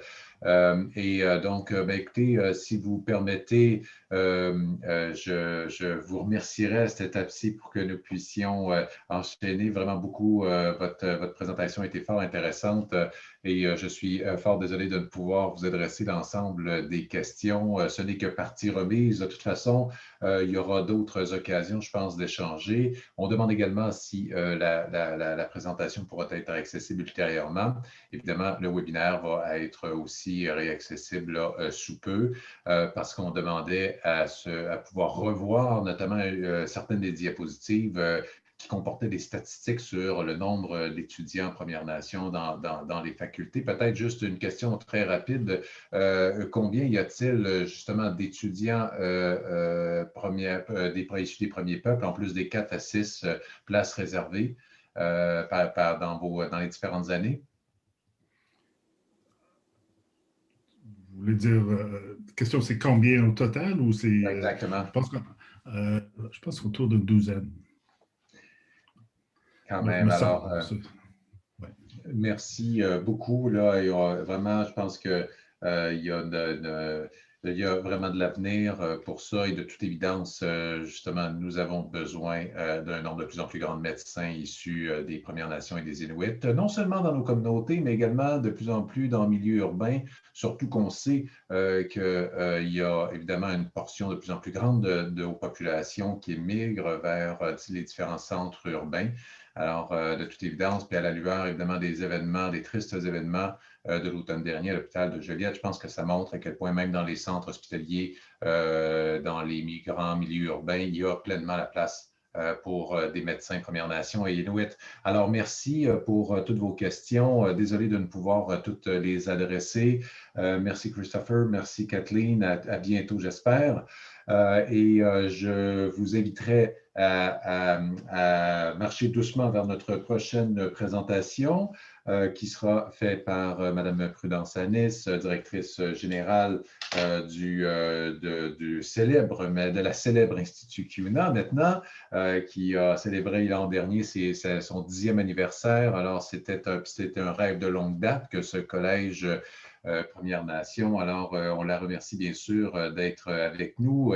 Elle est issue d'ailleurs de la sociologie à l'UQAM, mais aussi de l'ENAP, où elle a fait management public, dirige l'Institut CUNA depuis février 2011, donc aussi une décade de leadership à l'Institut CUNA. Félicitations. Très engagée à construire des communautés en santé, dévouée à la défense des intérêts des Premières Nations. Et là, au cours des 24 dernières années, joue un rôle significatif dans l'élaboration de plusieurs stratégies politiques gouvernementales et autochtones à l'échelle de la province, mais aussi à l'échelle canadienne.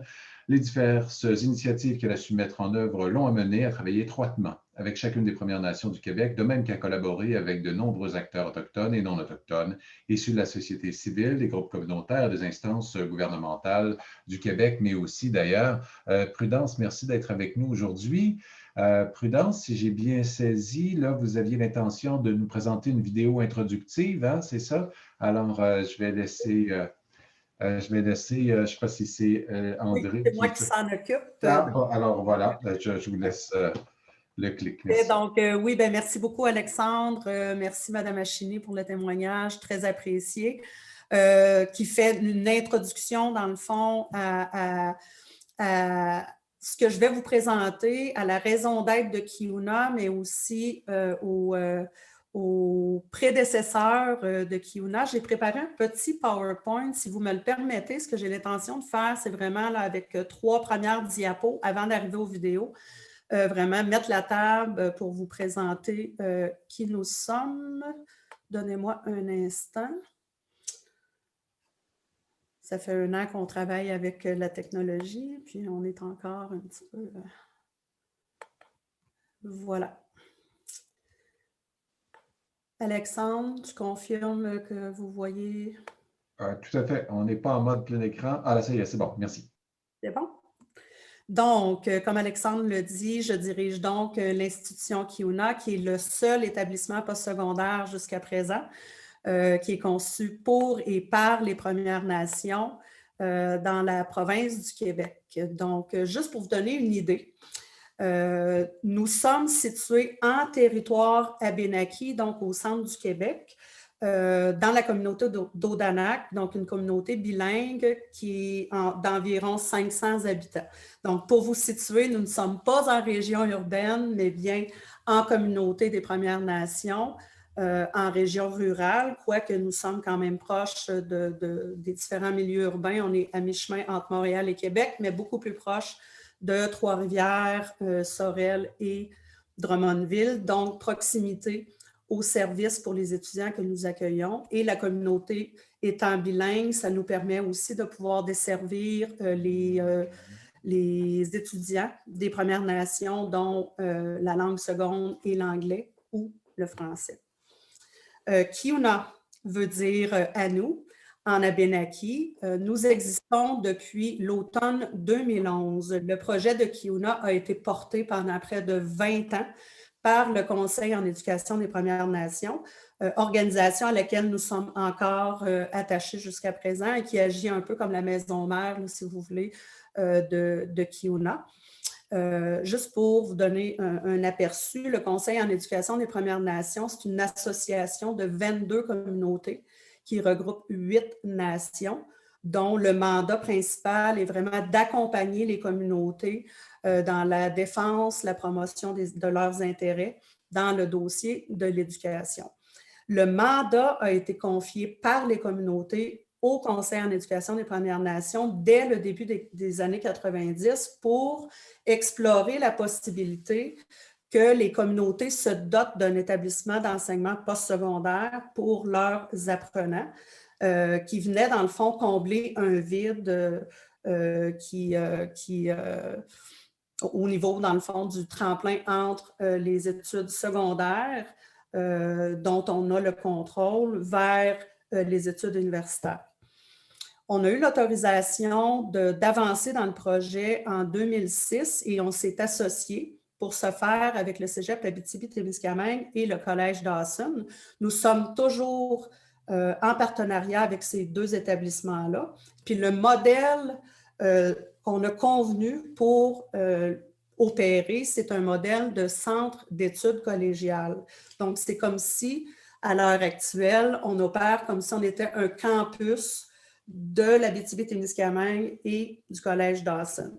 Ce qui est important aussi à préciser, c'est que tous les programmes préuniversitaires ou qui relèvent du secteur de la formation continue sont entièrement reconnus par le ministère de l'Éducation.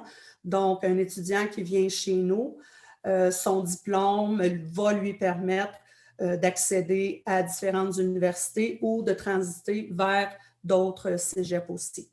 C'est important, enfin, de mentionner que le Collège Kiuna est inspiré d'un modèle ou d'une initiative semblable qui avait été mise sur pied dans les années 70, qui est donc le Collège Manitou, semblable à plusieurs égards au niveau de son modèle de fonctionnement, au niveau de la clientèle cible, au niveau des programmes offerts et au niveau aussi du milieu de vie qu'on voulait offrir aux étudiants.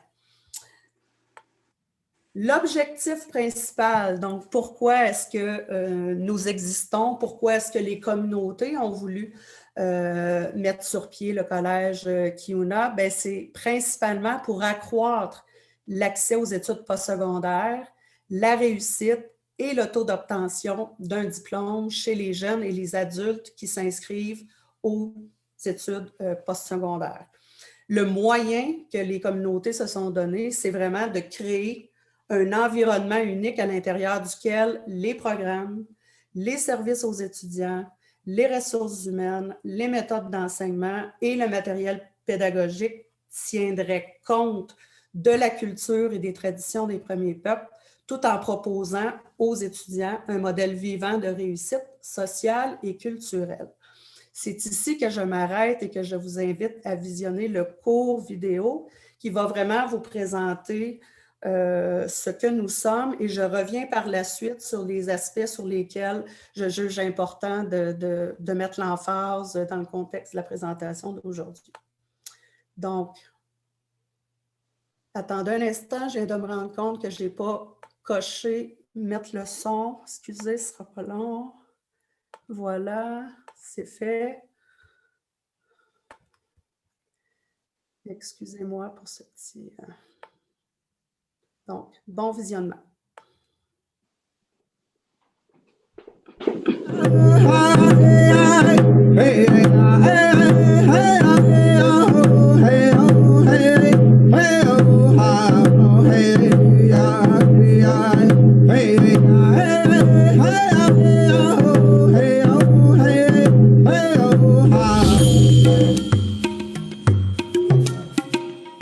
Tebova, and I'm from Ganawalga. June Palmer, and I'm from Oldmac. Puis je viens de là-dessus. Kélia Washish, je viens d'Obedjon. Kiuna veut dire nôtre dans la langue abénaquise, qui était tout à fait approprié pour l'essence du collège ici, qui est effectivement destiné aux Premières Nations. Ce qui rend le collège Kiuna unique, c'est le fait que ça se situe dans une communauté autochtone. C'est le fait qu'on offre un programme de sciences humaines Premières Nations qui est vraiment adapté au niveau de son contenu. Ça le rend unique par sa clientèle aussi qui est visée, soit les Premières Nations de partout à travers le Québec, bien que ce ne soit pas exclusivement réservé pour cette population-là. Donc, un étudiant non autochtone pourrait tout à fait être admis dans notre institution. Les gens ne voyaient pas l'utilité d'avoir une institution dédiée aux Premières Nations. Souvent, les réponses que j'avais, c'était « ben, il y a plein d'institutions postsecondaires au Québec, ben, intégrez-vous ». Ma réponse était ben, si moi je te dis comme Québécois d'aller dans une institution ontarienne ou américaine, puis je te dis, ben, il y en a ailleurs, va-t'en ailleurs, ça ne donne rien d'avoir les tiennes, tu réponds quoi? Et leur réponse était, ben non. J'ai besoin de ma culture, j'ai besoin de préserver ma culture. Alors, c'était la même réponse que je leur disais. On n'a surtout pas fait l'erreur que les autres institutions font, là, qui prennent un programme, puis qui rajoutent une petite plume ici, puis un petit canot là, puis là, ils disent, ouais, nous autres, On a amérindianisé notre programme, puis on tient compte de notre clientèle autochtone. Alors ça, c'est complètement folklorique, ça n'a rien à voir. Et on s'est dit, qu'est-ce qu'on voudrait enseigner à nos jeunes pendant 2 ans sur nos savoirs, et comment ça devrait être structuré. Et à partir de là, eh bien, on a dit, évidemment, ça prend des notions d'histoire. Mais aussi, ça prend un aspect très contemporain parce que nos jeunes doivent être confortables autant avec leurs valeurs ancestrales que dans la modernité. Alors ça, c'est totalement inédit et d'ailleurs, c'est un programme unique au monde. On puise parmi les philosophes autochtones, la littérature autochtone, cinéma, les arts, des expériences au niveau de la gestion, de l'administration dans les communautés. Ce que je dénote de plus positif dans les écoles autochtones, c'est que ces cours-là sont faits par des Autochtones, pour des Autochtones. La science politique, tout ce qu'ils vont faire de programme, ça va être axé sur l'histoire autochtone, ce qu'on nous apprend pas dans des collèges normaux. On nous apprend l'histoire en général vue du point de vue d'un Québécois mais là, c'est du point de vue des Autochtones. Qu'est-ce qui s'est passé? Je pense que c'est ce qu'on a besoin pour reprendre notre identité. C'est sûr, c'est la première fois que je vais vivre sur une autre communauté. Moi, je viens de Wendake, qui est quand même une communauté assez urbaine. Et puis de venir ici à Odanak, c'est sûr que c'est un peu plus rural, mais je retrouve quand même le même esprit. Comme l'esprit de communauté, ça ressemble beaucoup à chez nous. Toutes mes expériences du passé dans un collège, dans un secondaire, j'ai subi du racisme, mais on a tous passé par là. Aujourd'hui, j'ai entré dans cette école-là. Ça a pris 4 jours pour que je me sente chez nous avec les miens. Même s'il y avait des gens de Manawan, de Obidjiwan, de Pessamit ou de la Romaine, je me sens chez nous, puis ils sont tous comme moi, puis il n'y a pas de préjugés. Tout le monde me regarde pas comme si je serais un sauvage, mais comme un ami, comme un collègue d'école. Fait que c'est vraiment positif. Ça veut dire du créole, je pense qu'on dans les linguistes, mais oui, là, il y a l'influence des langues. Je suis allé dans un cégep à Québec. C'est quand même un bon cégep. Je trouvais que la réalité me correspondait pas. On parlait pas des mêmes choses que moi j'avais envie d'entendre. Les jeunes autour de moi faisaient pas les mêmes choses que moi. Leurs aspirations étaient différentes de ce que j'entendais des autres Autochtones. Puis je me sentais à part. Je me sentais dans un autre monde, comme si j'étais dans un autre pays. Puis j'ai abandonné. J'ai abandonné le cégep cette année-là. Parce que l'adaptation était trop difficile.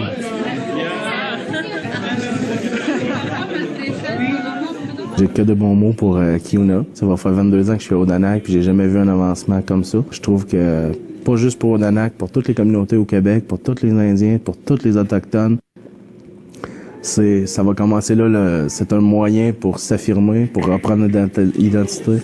OK. Les jeunes vont repartir, puis ils vont ramener Kiuna à l'intérieur de leur communauté. Puis ils vont ramener l'ouverture, ils vont ramener des nouveaux liens, ce qui va faire que peut-être les communautés vont se parler plus. Puis il y a des tabous, des barrières, des préjugés que peut-être on avait les uns envers les autres, de nation à nation, qui vont tomber.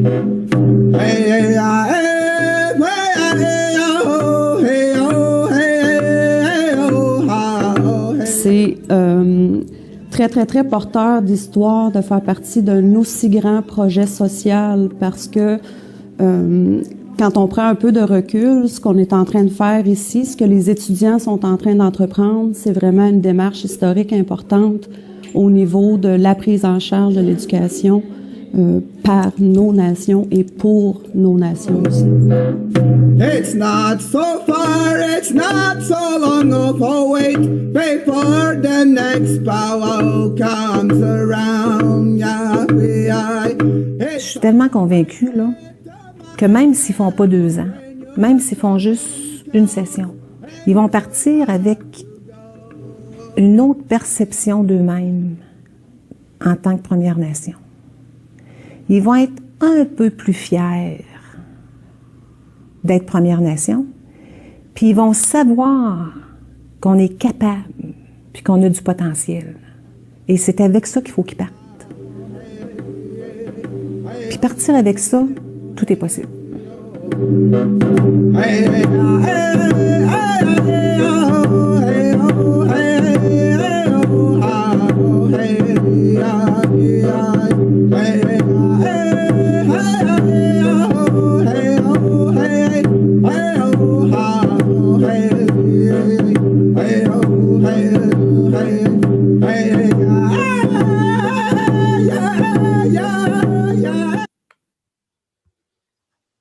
Donc, merci. Ce que je n'ai pas mentionné et j'ai fait un peu exprès, c'est que la vidéo que je viens de vous montrer, c'est une vidéo qui a été tournée au tout début de l'aventure de Kiuna, donc à notre deuxième session à l'hiver 2012.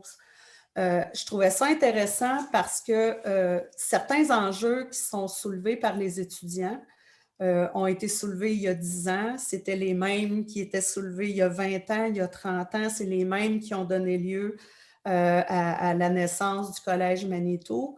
Et même si les conditions se sont améliorées, les conditions d'accessibilité aux études postsecondaires se sont améliorées, c'est encore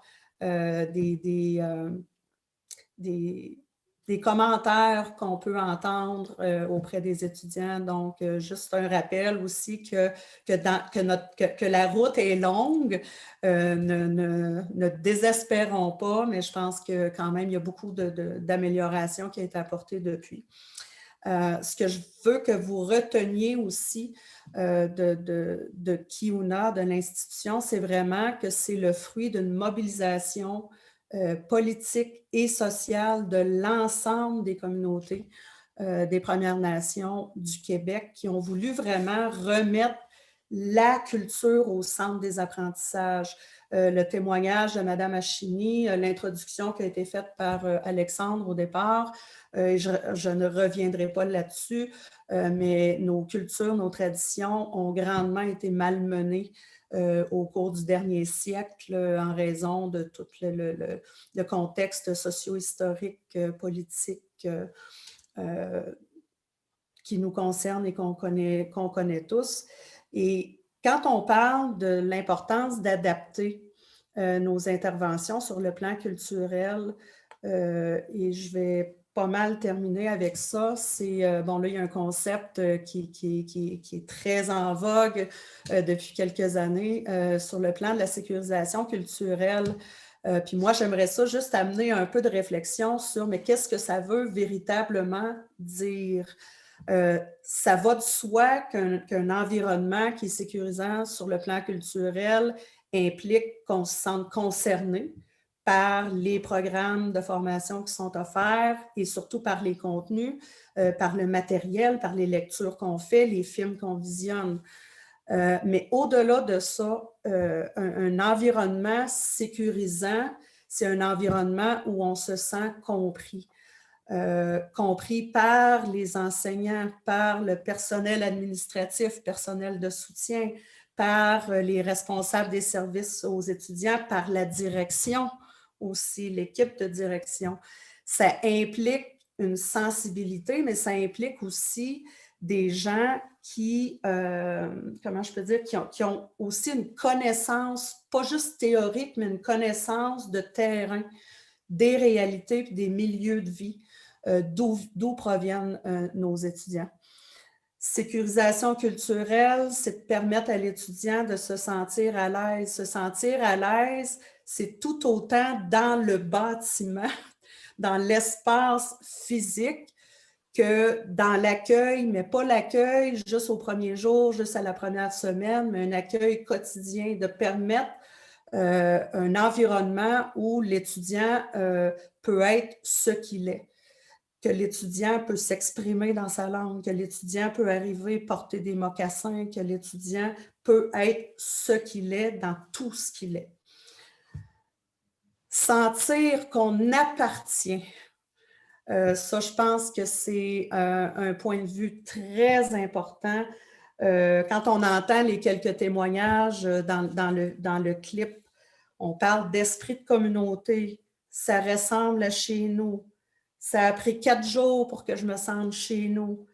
C'est un lieu où je sens que je peux m'affirmer, un lieu où je pense que je peux retrouver l'identité. Donc, c'est très important de faire en sorte que les étudiants sentent qu'ils appartiennent à un groupe, une communauté. C'est ce qu'on a voulu créer, mais les étudiants rapidement nous ont dit, on se retrouve en famille. Donc, pour eux, c'est encore le sentiment d'appartenance qu'on a su créer, va au-delà du sentiment de communauté, mais les jeunes se sentent vraiment en famille et surtout se sentir valorisés. Encore une fois, pas juste à des moments ponctuels dans le calendrier des activités scolaires, mais vraiment là, valorisés dans tous les aspects de ce qu'on est, valoriser les langues ancestrales, valorisation des réussites individuelles et collectives, que ce soit au niveau culturel, social, politique, éducatif, et surtout valoriser dans l'esprit aussi où on a l'occasion de pouvoir se voir sous un autre angle, un angle qui est différent de celui qu'on nous a projeté trop longtemps, soit par le biais des médias ou de la société dominante. Donc, fort sentiment d'appartenance, estime de soi, c'est des éléments clés de la réussite et qui favorisent l'accessibilité aussi. Donc, et si j'insiste là-dessus, c'est vraiment pour qu'on sorte de l'idée de la mécanique, c'est-à-dire d'adapter des services, d'adapter des programmes. On parle beaucoup de décolonisation, d'adaptation, d'autochtonisation, mais si on n'intervient pas sur ces aspects, justement, du développement du sentiment d'appartenance et d'estime, il nous manque un gros morceau dans cette accessibilité qu'on souhaite et dans les démarches de réconciliation aussi. Et je m'en voudrais de ne pas mentionner que nous sommes maintenant à ce jour 115 diplômés, donc depuis 2013, et dont la formation, les compétences leur permet d'accéder l'ensemble des universités du Québec et d'ailleurs. Donc, je m'arrête là-dessus. Merci beaucoup, Prudence. Puis écoute, je joins ma voix à celle de nombreux autres là, qui vous félicitent pour tout le travail accompli, puis toute votre équipe, tout ce qui a été mis en œuvre là, dans cette mobilisation générale, hein, comme on le disait tout à l'heure. Il s'agit là du fruit aussi d'une démarche de mobilisation à large échelle, à la fois sociale et politique, là, qui donne lieu à cette institution qui est tout à fait adapté, en tout cas qui cherche justement à faire une place totale, pleine et entière au monde des Premières Nations.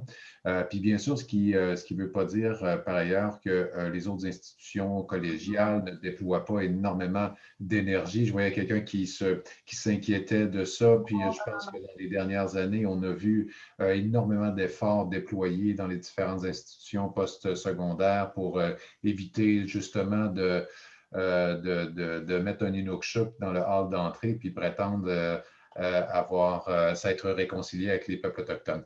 Alors, on le sait qu'il y a beaucoup d'efforts qui sont mis partout, puis justement, votre nombreuse présence aujourd'hui en témoigne. J'aimerais, puis bon, merci Prudence pour cette présentation. Puis vous l'avez vu, on est déjà à quelques minutes, voire quelques secondes de la fin de notre second webinaire. Bien sûr, avant de remercier les gens qui ont présenté aujourd'hui, j'aimerais revenir sur un élément que je vous ai mentionné d'entrée, c'est-à-dire que, bien sûr, les gens qui ont présenté aujourd'hui et ceux lors du dernier webinaire disposent d'une expérience terrain, d'une expertise qui est extrêmement intéressante, mais vous tous, par vos cheminements personnels, avez aussi une expertise et que l'on souhaiterait mettre à contribution. Et c'est pourquoi, si vous voulez bien prendre quelques minutes, idéalement maintenant, mais ce pourrait être aussi ultérieurement, on vous invite à cliquer sur un lien qui vient juste d'être ajouté d'ailleurs dans le chat vers un site qui s'appelle donc padlet.com et qui vous invite en fait à partager vos réflexions au sujet de 4 grandes questions. Puis vous allez voir, vous pouvez ajouter vos idées à chacune de ces 4 grandes questions. Vous pouvez aimer les commentaires qui ont déjà été formulés et y répondre, les compléter si vous le souhaitez. Vous allez voir, c'est assez simple. Il y a 4 grandes colonnes auxquelles vous pouvez ajouter à chacune de ces grandes questions. Questions qui sont les suivantes. D'une part, quels sont les défis et les barrières relatives à l'accessibilité aux études postsecondaires, aux étudiants des premiers peuples? Quelles sont les pistes, moyens et actions pour relever ces défis? Connaissez-vous des pratiques inspirantes? Et enfin, avez-vous des références pour documenter la thématique et inspirer la mobilisation des acteurs? Donc, cette page web-là va rester accessible. Si jamais vous perdez, c'est le lien qui est dans le chat. Vous pouvez vous référer aussi au guide du participant qui vous a été transmis et dans lequel également, donc, vous pouvez aller cliquer directement en mode PDF. Là, vous cliquez, vous allez atterrir directement sur cette page. Donc, on vous invite à partager vos idées, peut-être des exemples d'initiatives que vous pensez être porteuses.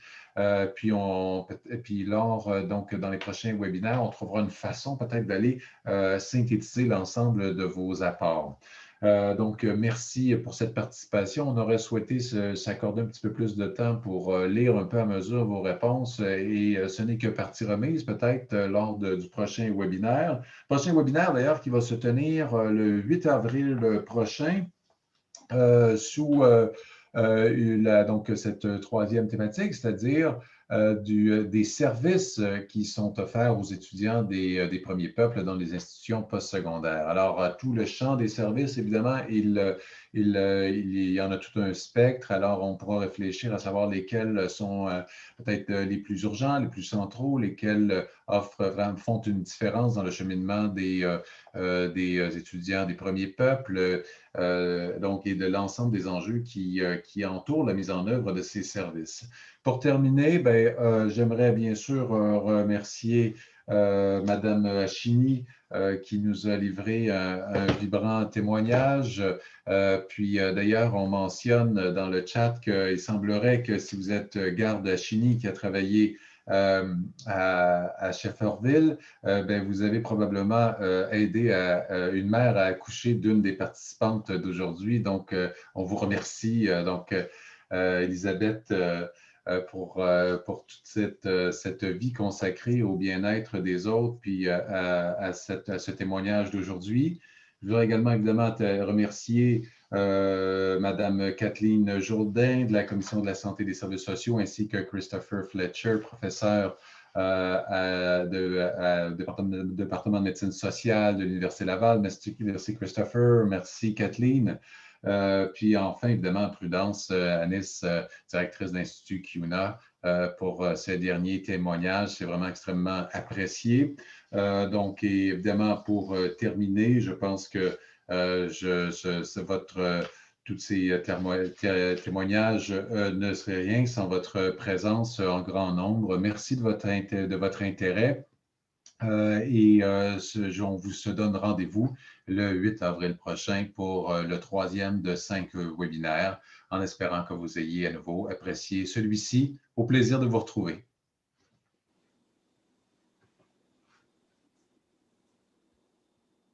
Merci à vous. Et peut-être pour terminer, évidemment, on ne peut pas terminer sans un mot de fermeture. Madame Picard, si vous voulez bien, je vous inviterai à terminer cette présentation par vos mots de revoir. Madame Picard, on vous écoute. Merci. Tia Weng. Merci pour toute l'équipe de préparation. Merci à l'équipe d'animation. Merci très particulier aux ambassadrices et aux ambassadeurs. Merci également à toutes ces personnes qui ont partagé leur cheminement ou leurs connaissances. Elisabeth, qui nous a très bien exprimé que malgré les difficultés, ses parents ont su persévérer en toute confiance. Merci également à toi, Elisabeth, pour nous avoir démontré que malgré les séparations, l'isolement, ta détermination, tes efforts ont permis que tu aies un impact tout au cours de ta vie auprès des gens que tu as côtoyés. Merci pour le courage et la détermination de ceux qui ont été de tout temps des précurseurs, des initiateurs. Merci pour la présence de chacune et de chacun, pour l'accueil, pour l'implication de toutes et de tous, soit à travers les questions, alors d'une manière plus active ou sous une forme plus d'écoute. Un immense merci pour toutes ces réflexions qui nous font progresser, qui nous amènent un peu plus loin et qui peuvent avoir un impact dans le milieu où nous évoluons. Rendons-en grâce au Créateur. Tiaweng, bonne fin de journée, bonne fin de semaine, à la prochaine.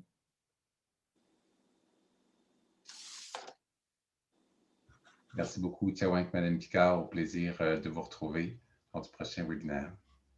Une bonne journée à tous.